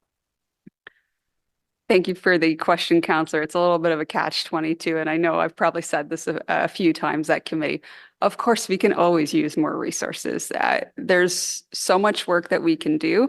It is so difficult putting together an audit plan because it's taking things off of a list that we know would benefit from us reviewing it. That being said, we always balance the work that we do with obviously the funds that the city has and the very important programs and services that the municipality is required to deliver. And so, yes, by all means, if you find a magical pot, I'd like to be the first person that can put my hand into it. But I don't think there is such a pot. So. All right, Councillor Lowe. Thank you, Chair. I noted that when you mentioned that you were significantly under budget for last year, one of the reasons was the vacancies that are in your department. How much of an effect did those vacancies have on like the ability to meet deadlines and whatever? Like, was there extra pressure? I know like all that work's been done, but what did you feel like there was extra pressure, or was there overtime that had to be doled out or something? It's a great question. And yes, of course, with staff leaving, it does put additional pressure. I'm looking at the two lovely ladies that are sitting next to me. They took on an extra large burden. Everyone in the team did. We have a lot of new staff. We're a small team. So by nature, it's going to have a turnover. There's only so much room for movement. We lost one of our audit principals. She had great promotion that she was offered. I'm always encouraged that we're able to help people grow and that they're able to continue in their career when we're not able to necessarily offer them a position here in the office. Obviously, there's other opportunities within the city, just not always within our office. So yes, of course, additional pressures. So while you see that significant increase in the work that we accomplished, it's even of greater magnitude knowing that we were short-staffed. We had, I'd say, an average of 3 vacancies throughout the year. We had new positions created that we haven't yet filled. As I'm sure it's not a secret, the market, it's definitely an employee's market still. It's not an employer's market. So it's difficult to find staff at a certain level and to have them come and join our team. I'm happy to say we just got a list of some potential candidates for one of our posters that I'm looking forward that we'll be able to continue to fill our team with. So great, looking forward to that. That sort of relieving some of the pressure for you and your team there. Thank you. Thank you very much. And I will just highlight that, Vice Chair Brown and I, it's a different thing when you're the chair and the vice chair of a committee, because you do learn more maybe than you would as a committee member. And I think that applies to every committee. Of course you would. But one of the things we talked a little bit about with the Auditor General was, people have asked me this, why is it that there's never a report that comes back that staff did not agree with this recommendation? They always agree with the recommendations. But the reason why they agree with the recommendations is because there's so much work that goes on in the background with the Auditor General asking staff, is there anything we didn't understand here? So you don't want to put forward a recommendation where staff say, you know what, you don't understand this at all, right? So, we see the final report here, but what goes on behind the scenes before the report is read is a tremendous amount of work. And you do want to look at what other audits you can do and what you have time to do, but it's also a ton of work for our staff, every audit you do. But just if you really truly understood how much time goes into these audits, they're of great value to us. Knowing that they're not just recommendations on a page, there's a ton of back and forth behind the scenes to make sure that the Auditor General is perfectly clear and they understand what is going on at the city. So I really appreciate that from you and your whole team, because that's not always the way with an Auditor General. It's not always the way with an Auditor General's team. There is a level of power to say, listen, we're going to give you a recommendation whether you like it or not. And that isn't the attitude. Obviously, if you have to, you have to, but it's nice to know, as Vice Chair Brown and I can, how much is actually going on behind the scenes prior to all this work. So thank you very, very much. So our recommendation here is that the Audit Committee recommend Council receive the 2023 annual report. Is this item received? Received. All right, in-camera items, I see that there are none. Notices of motion, any notices of motion? Motion that you need to wear your glasses. I know that I need to get new glasses. Somebody got one of those. Inquiries, are there any inquiries? No? I'm not sitting beside Marty Carr in the next meeting, just so you know, when we're putting out the name tags. And is there any other business? No? Well, we are adjourned until June the 10th, and stay tuned for more information on Audit Committee meetings in June. Thank you very much, everyone. Thanks, Chair.